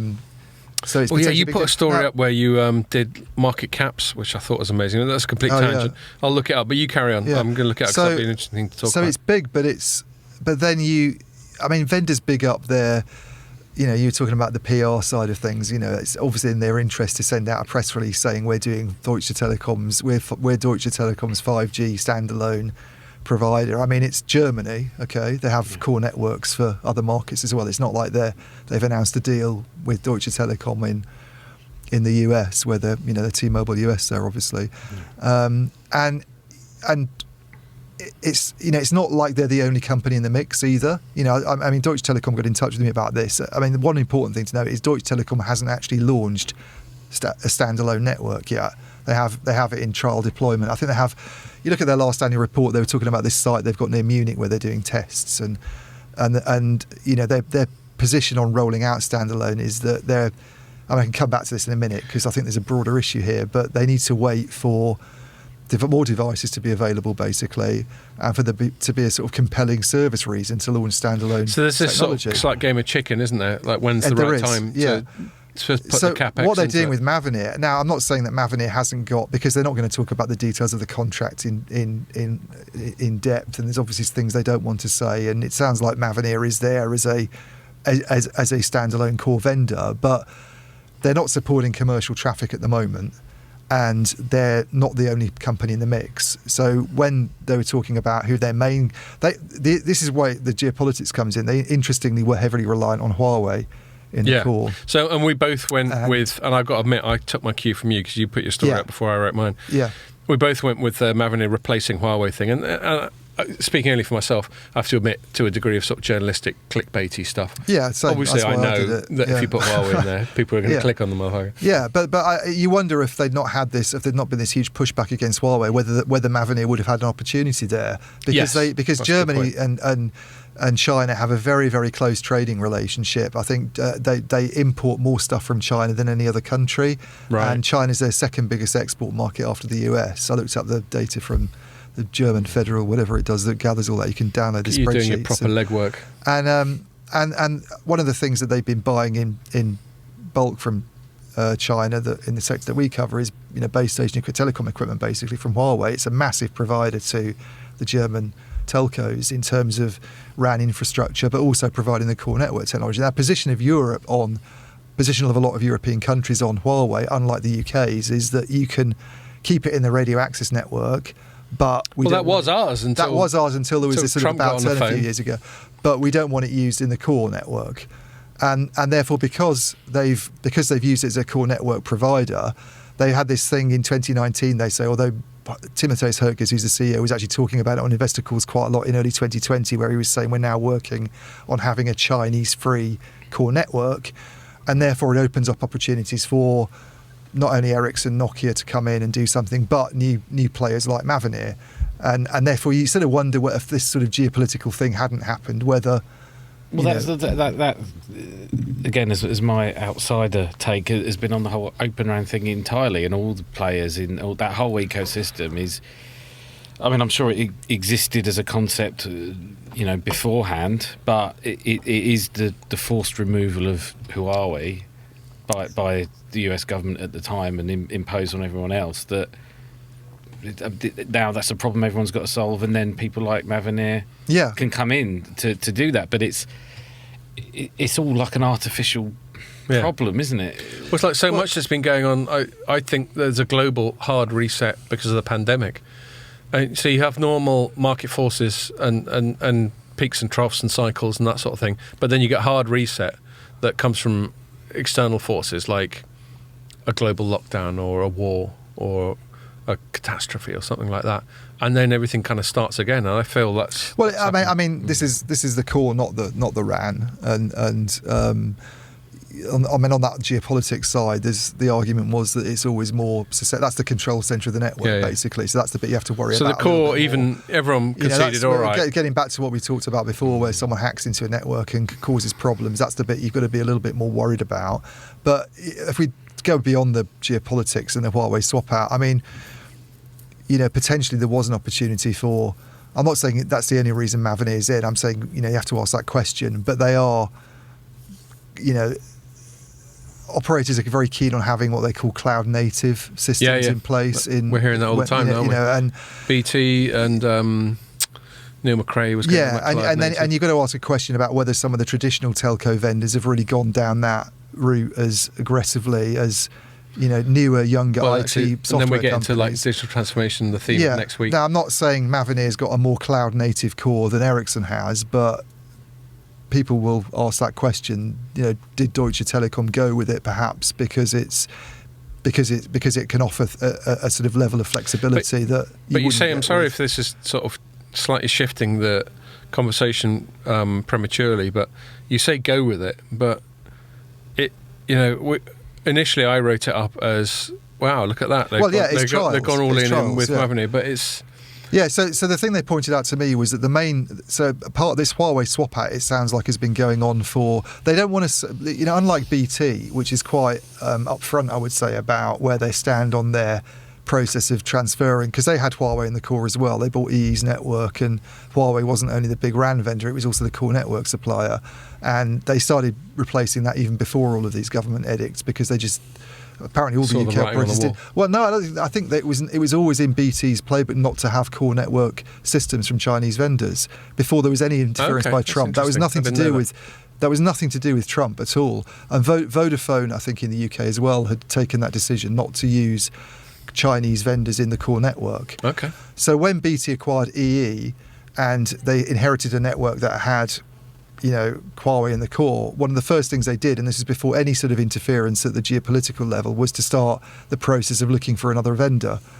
And it's really complicated to make that switch. It's not like you're rolling out loads of base stations and spending loads of money, but it's a huge software task. It's very and you got that moment where you let go with one hand. Exactly, and the stage they're at the moment, but they're very upfront about where they are. I mean, Howard Watson was saying, I think they've moved 1 million customers onto the new Ericsson converged core. But they've still got the Huawei core in use. What Deutsche Telekom won't tell you is where they stand on their kind of transition away from the Chinese core. They won't. So it's very hard to sort of get a sense about where they are. And clearly, it's not just Mavenir that they're looking at to use as a replacement. Yes, Ericsson's there. Ericsson they describe now as their main vendor on 4G and 5G core. Do you think Mavenir's press release on it? I think Mavenir's press release made Slightly that to be overstated their role. a bigger role than they have, because Yeah. there's clearly a few other companies in the mix. That one of them is Ericsson, we know, and some of them I don't think they've named. If they have, I mean, it's they've still not a good told me. win for Mavenir. It's a brilliant win, But- and it but could it's be a not like- massive deal for them. Because I think I'm trying to remember. I've got my contacts in today. Problem with my contacts is that they don't adjust for my, like, whatever the opposite of myopia, my long-sightedness. Yeah, well, I'm starting to get that. Yeah, I know. I should get you to try out my glasses to see how long-sighted you've become. So I'm trying to read my thing, but I do remember, like, quite early on, going, it's a big deal for them. I think they've. But made, it was also just one of. It was a preferred supplier or something like that, rather than the. Yeah. It was a. And that's a critical thing between I the don't know and if a. they said that in their press release. Their press release makes it out to be like they're the company that is the core network vendor for Deutsche Telekom. Well, no, There's apparently honestly- several companies they're using for core No, they network said stuff. they said they are a preferred Right. converged packet core vendor. Okay. And that's how I say it. Stress. You noticed that, and I didn't. But Yeah, do you know? I think the I get. long-sightedness isn't that bad. No, my scepticism is undimmed by my decaying eyes. But it's a semantical thing, but it's also a matter of qualification. The difference between A and the It's massive. is yeah. huge. And I didn't notice that, but then when as I say, when I was sort of liaising with DT recently, they were like, well, yeah, they're one company. There's other US and European companies we're using. The main one's actually Ericsson at the moment.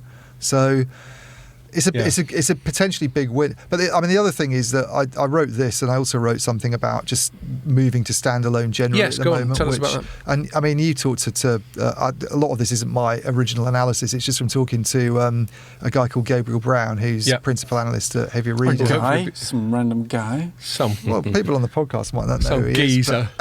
He's a legend. Well, I know him better because he's going to be on in a couple of weeks. in a couple of weeks. He's But, scheduled to be. You Anyway. know, I was chatting to him this week about this move from non-standalone 5G to standalone 5G, and the main difference is non-standalone 5G is basically a new radio technology, but you anchor it to the 4G core network. Whereas with standalone 5G, it's goes all the way through. independent. It's like you remove that crutch and you have the new 5G core. And you've got all this cloud native. And the reason they want to do it is there's all sorts of service benefits that you get with that. Yeah, you just said it, cloud native being the sort of, you know, a more all sort of scalable, agile. a more scalable Yeah. in software infrastructure systems that allow you to roll out services more quickly and deploy edge more easily and all this kind of, you know, clever stuff that they want to do.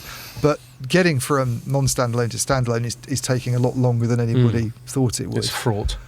So I did a story today, I think, it's just up, but not that long ago, on it basically, it's just a much more you've got my little chart up there. I know. That's Well, that was something that you said earlier that I wanted to mention, but Yeah. I'll look up your story just now. You know, it's 3 years, I think, since BT launched non-standalone now. I remember going to the press conference in that you know, in that office overlooking St Paul's as 2019, you know, around about May, June time, and they're now still talking about launching standalone, but haven't done it. And it's, you know, and people make. So your story is the slow march to standalone 5G. Do you know what I noticed? Yeah. So you've got your byline photo now is the one I took of you in this studio, but there was another story where it's still got. Really? Yeah, look. Oh, how weird! It's still got you with a bit more flesh on your face. Vintage Ian. Yeah, bit odd, isn't I it? don't know what the fuck's going on there. Anyway, sorry, carry on. No, so it's taking longer than people thought it would, and there's all these, and the reason for that is that it's just really. I mean, if you ask the telco executives, it just gets really difficult to do, and there's all sorts of reasons that I hadn't really appreciated before until talking to Gabe about why it's different. I think you talked to him as well, actually, at the BT press conference. Yeah, because he asked a some of them. question, I didn't even understand the question, let alone the answer. Yeah.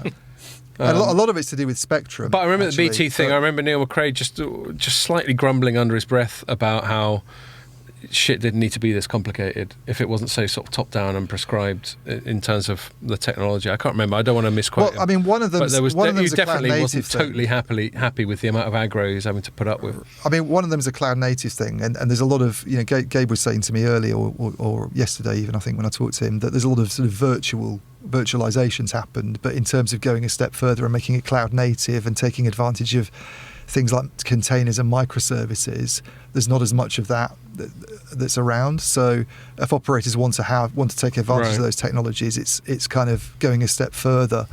But it's not just that; it's things like there just aren't the devices out there at the moment that support standalone technology. You kind of need new chipsets. Yeah. You need. This is a question that Gabe asked actually at the one that I thing, didn't which is quite- about carrier aggregation, because Exactly. And the amount of carriers. And this is a massive issue. So a few with non-standalone, because you bring in the 4G network into play as well. There's a huge amount of spectrum assets that you can use there. So when you're doing these performance tests that operators like to sort of shout about, that root metrics and everyone does, it makes you look really good. With standalone, you've got less spectrum available to use potentially. You know, a lot of the devices are only supporting 2 carrier aggregation, I think, at the moment. And you know, I think the guy at BT's press conference, Mark Henry, who's one of the top tech execs, was saying they need sort of 4 carrier aggregation as like a minimum, and potentially going to 6 carrier aggregation, just to be able to sort of make it like look as good in. And get those speed tests. Results. And the other thing is... And just to recap, carrier aggregation is basically getting parallel streams fat in the pipe, basically, isn't it? And the other one is, which is related to that, is on the uplink. So when your device is sitting there, and even when you're not using it, it's sending a lot of uplink signals to the network. And if you're using non-standalone, then you can run all that over your 4G network because it's still relying on 4G. But if it goes to standalone, you don't have the 4G network there anymore to do that with, so you have to rely on the 5G.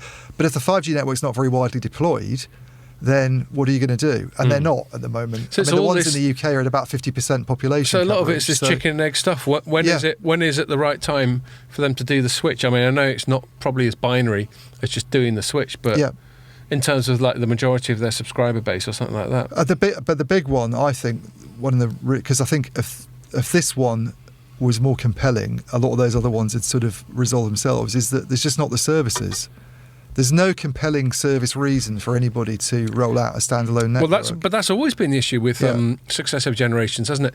I think we can all agree that 4G was the time where you could start to do this full mobile broadband, always connected at a decent rate type of thing. You know, we talk about Uber, but there's loads of other examples you can think of where, you know, I mean, just like Google Maps, just good reliable sat nav. You know, my car, I haven't got a particularly exciting car, but it's good enough that I can now plug my phone into it and use my phone's sat nav rather than its onboard sat nav, which is better. And that's obviously relying on at least a 4G connection. So there's all these things, but apart from that, there's always been, you know, we've spoken recently about the orgy of auction spending on 3G. Yeah. But there was never a use case to justify that.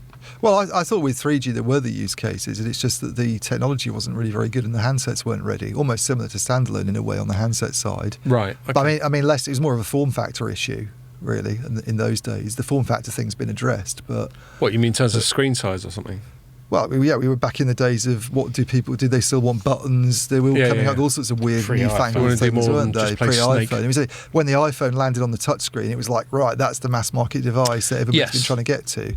But I still think the touchscreen smartphone, which was iOS and Android, let's not forget Android came along pretty soon after. Yeah, well, they copied it.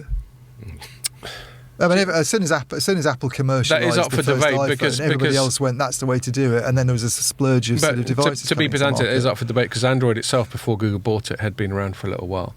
Anyway. No, I mean the Android, the way it looks, the way it is, the user now. interface. You mean the tiles and all that? Yeah, no, I'm not going to take it away from Apple, saying but I don't Steve think Jobs Apple was invented the touchscreen, but he was the first person to sort of make it a mass market in a commercialised to make the thing. UI the pleasant experience it is now. Okay, fair enough, I'll concede that. Yes. Anyway, the only reason I bring that up is back to what you're saying, is this sort of chicken egg thing. From an operator's point of view, when it comes to sort of CapEx, is it worth investing in? Are there the applications, the killer app, which is the cliche, isn't there? Well, I mean, the features of 5G standalone that people talk about when they get a bit excited about it allowing you to offer new services are things like network slicing, and I think the jury's really out on that. You know, whether it is something that you can market even, or whether it is really needed to carve out service guarantees and network slicing. I think it was the Ericsson interview I did recently, and they were talking about that. I mean, the whole benefit of that is it's hyper reliable, so you can. Well, that's one benefit of it. The main purpose of it is that you can, as you say, carve bits out to perform a certain function, which could be hyper reliable, or could be ultra high bandwidth, or could be some other You can basically manifestation of the network. you can sort of reserve certain network parameters for a particular customer or user group. And in an emergency and services attach situation, SLAs that to would it. be good. So is it? Well, it is might- it another similar thing to the satellites in that some of this stuff is actually quite niche, like because that's not necessarily a mass market. It doesn't sound like a mass market Yeah, yeah. Well, issue to solve. So again, we're back down to this. Let's sweep the whole board away and put this stuff Like another in. And it use was all a case. couple of little. Well, it could be because companies want. I think it's a hard thing to do for a consumer market, but companies want service level agreements, and if it's easier to do that with network slicing, then that makes it potentially a big thing in the enterprise sector. But they're not. The thing I agree with, where I agree with some of the analysts is on. I don't think any CIO and a big business is going to come along and say I want network slicing. They're going to come along and say I need a service that is 99.99% reliable and will always give me this level of latency and will always give me this level of bandwidth. And then for the operator providing it, the company, whoever it might be who's providing it these days, because that market's so much in flux, but if they can use network slicing to make that easier, great. But that's more of a benefit for themselves, really, rather than something that you. And so sort of I market take or something Andrew's like point that. about niche. Like one thing that that confirms Andrew's point from my point of view is one of the use cases that on press releases people chuck out when they want to say why network slicing's so handy is they'll talk about like mobile VR, which we've taken the piss out of before because no one's fucking walking around in the street with a VR headset on. Well, exactly. Yeah, exactly. You sit down doing it on Wi-Fi at home on your fibre connection, no? Well, yeah. So yeah, I mean that's all that there. What was I going to say? Yeah, I just wanted before I forget, and if it's all right with you guys, I'll move it on. Yeah, 'cause we're running out of time. I just wanted to that thing that you noticed I pulled up of yours. Apropos nothing else, I just thought it was a really interesting chart. So Ian does a good job of just keeping spreadsheets going of certain market metrics, and one of the ones that he put into a chart on a story he wrote recently was the market values, by which I presume you mean like market cap. Yeah, of Europe's big six telcos, and so we're comparing current September 22 to 5 years ago, September 17. So BT's about half. Vodafone's about half. Telefónica's seems like less than half. Telecom Italia's less than half. Orange is about 2/3 of what it was, and only Deutsche Telekom has actually got a bigger market cap than they did back then. And DT now, just looking at these bars, is like 2 or 3 times the size of the next biggest, which is Vodafone. And that's all to do with the US. Okay, so a big part of that is T-Mobile. I think it's all to do with T-Mobile. Oh, is it? I think that's the whole this reason isn't why a Deutsche testament to what a Telekom's- great job it's doing in Germany. No, I mean they are not doing a bad job in Germany. In fairness to them, they're actually doing quite well in Europe. But there's no way they would have performed that way if it weren't for the US network. That's based on the US. Yeah, because they don't feel 2 or 3 times bigger than everyone else. They're mainly a US company now. In terms of their numbers. Yeah. Right. Interesting. Whereas Vodafone used to own half of Verizon, didn't it? Yes. Yeah. Oh, do you think they feel like a twat? It sold, got a selling load out of that? money, went, let's do really interesting things with all this money. And now it's like, well, where are you? The Indian business has gone to shit in the meantime. Oh, my God. I mean, that's just scary. So Vodafone in hindsight obviously being a wonderful But I think I put a number in there of what all that means in terms of how much value has been wiped off. I know you love that expression. And it's about 110 billion. There we go. Yes, 110 billion the less paragraph those straight after. companies are worth over 5 years. But I mean, everybody's gone down this year, obviously, so no one looks great. Yeah. But theirs is quite steep. It's been quite steep for a few years. But Vodafone's is striking, especially when, as you say, DT. I mean, that one's depressing. It's largely because Telecom Italia, if you go back to the turn of the century, they used to be bigger than any of them, I think, at one stage. They used to be one of, Yeah, well, they've been... I mean, that's a 5-year comparison, but if you were to do a 22-year, 23-year comparison, then they were really valuable, Telecom Italia, at one stage. Well, so on your chart, they're all former... Apart from Vodafone, they're all former state monopolies. Yes. But, yeah, the Vodafone one's interesting, especially if as you say, which I'm not questioning, DT's mainly a T-Mobile US play. If Vodafone hadn't sold its massive chunk of Verizon...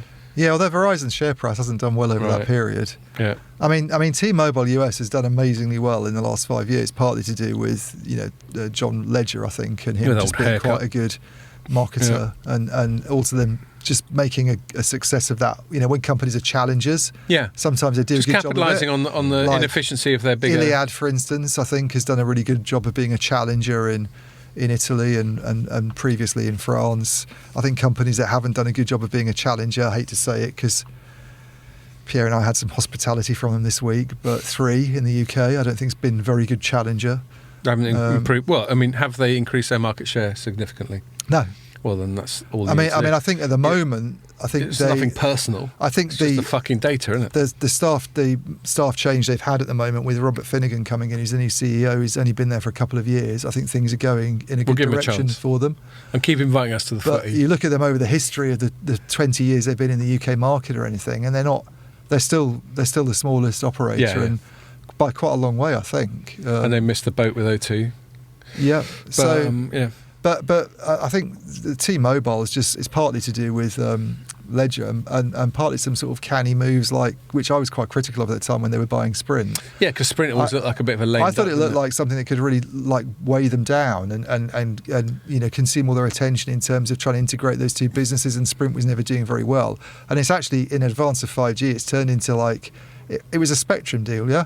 Well, and maybe it's also a rare example deal. of a good integration because, we write about M&A and a lot of M&A actually falls short, not at the inception, although some M&A is just a shit idea. Yeah, I mean, but sometimes they just don't integrate them They did it a very canny move where they lied about employing more people after the merger had gone through than the two standalone companies would otherwise. They've actually lost staff. They've sacked people, and that trend will probably continue. And that was one of the reasons the regulators agreed to it, because they sort of promised it would create jobs.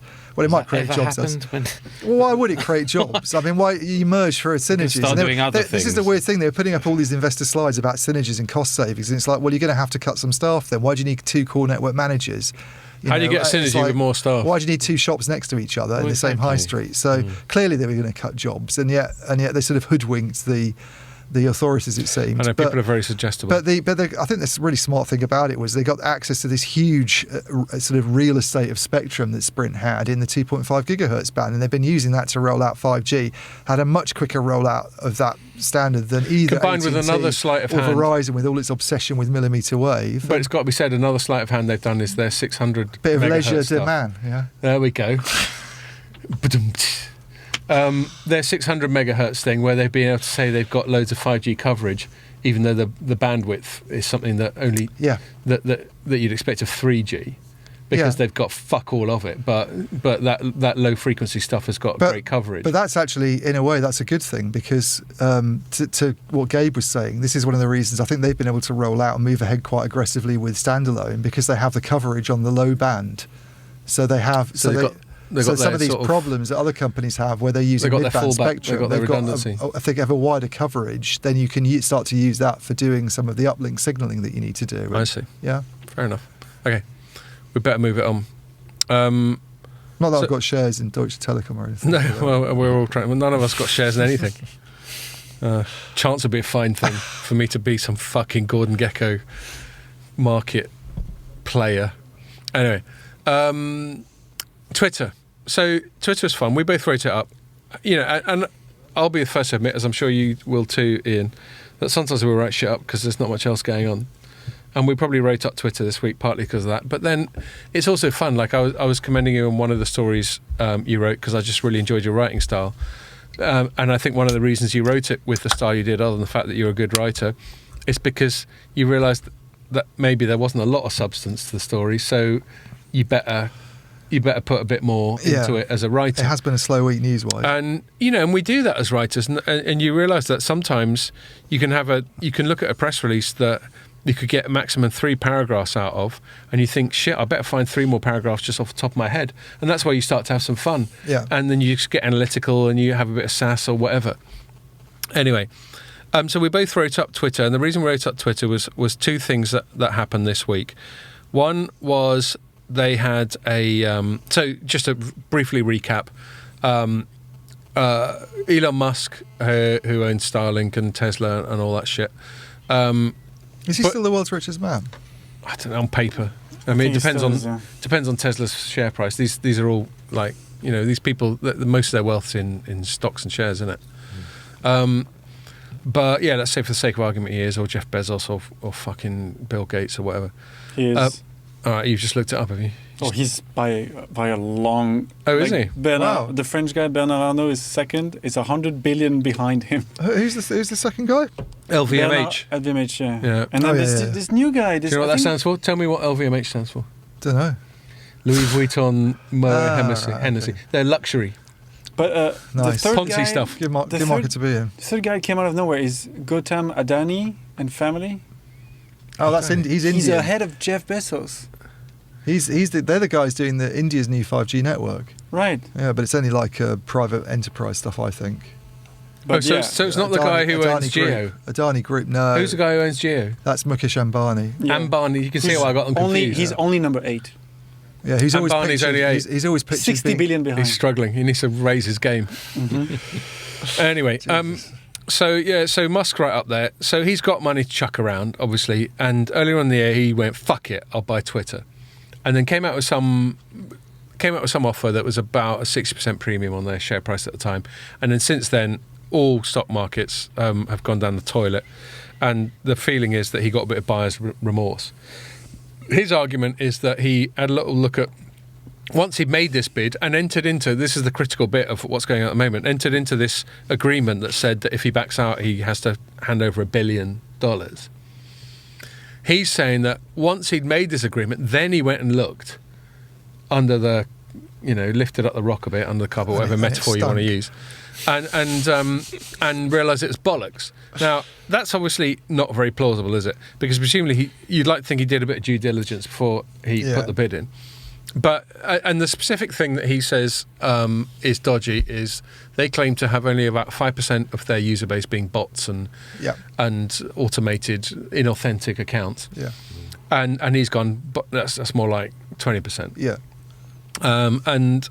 But I'm increasingly of the view, and I wanted to buy into Musk, because I'm sure I probably spoke about it on this pod before. I wanted to buy into it. Originally. Because, because despite him being the richest person in the world, he doesn't seem to be part of the establishment. He seems to have his own sort of slightly quirky agenda, which I quite like.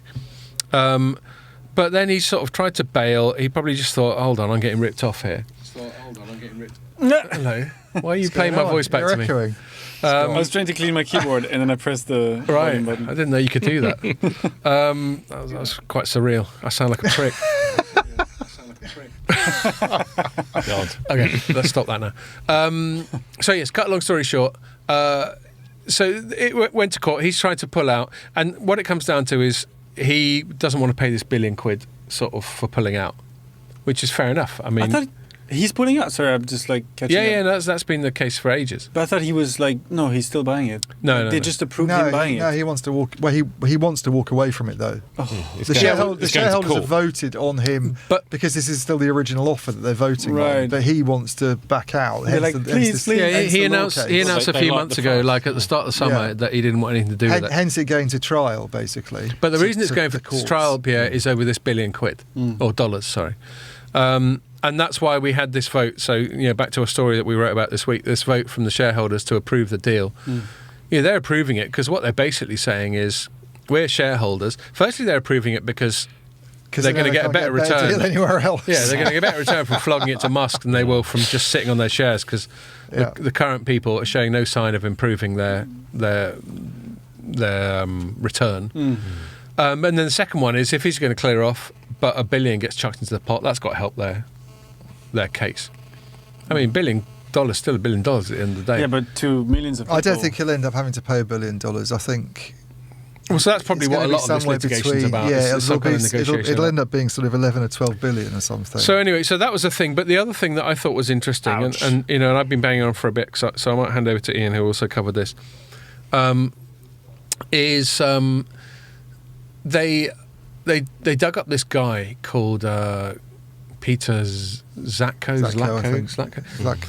who used to be their head of security, and then he started going, when he was there, your security's bollocks, and so they sacked him, and then he took him to court and they gave him like $7 million. So clearly he won that industrial tribunal, such as it was. And then now he's turned up as this sort of star witness for Musk, going, look, they've got all kinds of fucked up security lapses and general... And you're right about bots. Yeah, and you're right about the bots and all that sort of thing. But the thing that's really fun about this, like I stress, this isn't really telecoms, but it is sort of business. Is there was a piece in the New Yorker written by this guy called Ronan Farrow, who is Mia Farrow's son. Yeah, and ostensibly Mia Farrow and Woody Allen's son. Yeah, he did all the stuff on. But he looks a fuck of a lot like Frank Sinatra. He did all the Me Too stuff. He did all the Me Too. Yeah, he was the one who kicked it off with Harvey Weinstein. He broke like it all, So I yeah, think. no, he's good at getting these scoops. Yeah, he's really good. And presumably quite a good singer as well, judging by his looks. Ronan Farrow. Don't you think he looks like Frank Sinatra? I think he was different. Is it a different Farrow? I'm thinking. There's an article. Frank Sinatra did not secretly father Ronan Farrow. All right, so have I just got us sued then? No, as in, yeah. I didn't mean it, Ronan. Oh shit! You got onto Ronan Keating or something. No, I just clicked on the wrong thing. Anyway, it doesn't really matter. That's by the by. But he looks nothing like. He's Woody a good Allen. journalist anyway. No, no. There's a bit of. He is a bit boy bandy.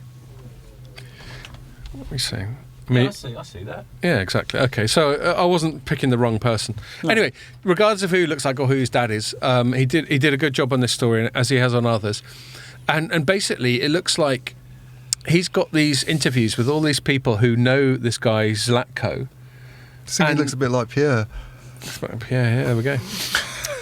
Except without the sort of semi-beard. If Pierre grew his hair like that, floppy, and shaved his facial hair, he would look like Ronan Farrow. A million miles away. Have you spent any time with Mia Farrow or Frank Sinatra?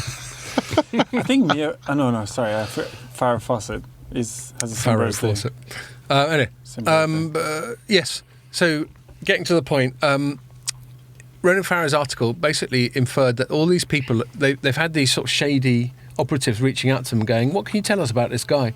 And it basically looks like, according to his article, and I have to constantly caveat because I don't have any independently sourced information on this, that there's just been this massive, almost no holds barred, no budget constraint muckraking exercise on this one guy who may help Elon Musk's cause. And the point of the story that I think is interesting is just to remind us the amount of fuckery and just general underhand clandestine bullshit that goes on in this world. Yeah. I mean, I suppose if you think of it in a pure actuarial sense, I just about got that word out when I've had a few beers. When $1 billion at stake, you could spend $900 million to ensure the win, and then you're still $100 million up. But I still find it, cynic though I am, and I don't know what you think, Ian. If this stuff's true, it still came over as pretty fucking I don't think anybody comes out behaviour. of this whole affair looking very good, really. No. Because Musk, who I was a bit more sympathetic to at first, and I thought, maybe Twitter needs an overhaul, and I like some of his ideas about free speech. I was more sort of sympathetic towards that side of things. I think, he's just totally, I think he's looked at this, Twitter's share price since he made the offer has gone down. It's now only worth about 30, I think. And I mean, last year. And his offer was about 50 odd, wasn't it? His offer was 44, but last year they were worth a lot more than that. They were way up there last year. So, and I think he's just thought, maybe it's just a bit of I think this whole thing about bots is a bit of a pretext, really, for him to get out of it. I mean, I'm not saying he's wrong, by the way. I think it probably is more than 5%, because if you look at independent analyses, the guys who try and track this stuff, they say it's higher. But his whole thing was, this is the thing at first when he was making the offer, he was like, I can sort that problem out. My new algorithms can completely get rid of the bots, so why should it be such an issue? And it's a small company anyway in terms of users. You look at their user base. I mean, they compared to Facebook. Yeah, they get made out to be this really big thing, Twitter, because it's such a noise about it, and everybody, celebrities are on it, and they tweet when they're on the toilet. So we think it's like a much bigger deal than it is. It's only got about 200 million daily active users compared with 1.9 billion at Facebook. Yeah. So it's the difference between is it 5% or is it 20% is it's basically like saying it's 9.5% or 11% as big as Facebook. But his point was always that his big brain will come in and sweep all the bots out anyway. Completely. So exactly. What does it matter? That's exactly what I think. What does it matter? And I mean, the biggest thing, because we've written a few on these, and I can't get my head around how is it worth 44 billion in the first place? And even if so, why would you want it? So he claimed to want it because he didn't want the revenue. This is what I find contradictory about his attitudes. He claimed to want the revenue. No, sorry, he claimed to want the freedom of speech thing. He wanted to sort of take over this public square, this digital public square, and make sure that the censorship and the bullshit was gone from it. And then as soon as it looks like his calculations about the revenue potential of it are gone, then he's shitting himself. Yeah. So you can't have both and they ways. had they'd had a terrible last quarter where you look at the revenue. They went down, which I think is maybe the first revenue decline. I don't know, but their revenues fell year on year, and they racked up a huge loss. Yeah. And it's just like the whole thing just doesn't look very good. And I think the reaction to his whole "I'm going to be the free speech advocate," he was probably maybe thinking people would be more, I don't know, upbeat about that. But the Twitterati are like, they don't really want. I don't think they really want free speech. They want control. Well, they hate him. They hate him. He's quite unpopular in those circles. But it's all very confusing because it's like if you were to take him at his word and he just thinks it's kind of a dysfunctioning, sordid place, but entirely central to Western society, whatever. And I'm the richest man in the world. I'm going to leverage that. I'm going to take it. I'm going to restore it to glory. I'm going to make it this amazing thing that it should be. Then why back out? It makes a difference. If it was a cynical move and that wasn't his motivations, and he thought it was just a business maneuver, what a funny company to buy for what a funny amount of money. Like I don't understand it on any level. No. Okay. Pierre's giving me vibes because he's got shit to do in 5 minutes, so I'm going to knock it on the head there. Thanks for coming on, Andrew. We will now, having lost your podcast virginity, get you on a more regular basis. I suppose to carry on with that metaphor, you'll then just be a sort of grizzled harlot on the pod. But the next one we're going to do, we'll hopefully get a colleague of ours, James, on, and we'll be talking about digital transformation world and Copenhagen. And maybe another colleague. Remains to be seen. I mean, we got so many colleagues. Yeah, a lot of colleagues. But yeah, I better wrap it up there, so I'll stop getting evils of Pierre. So I'll thank you in our little joint camera here. Thank you for joining us, and make sure you join us for the next one.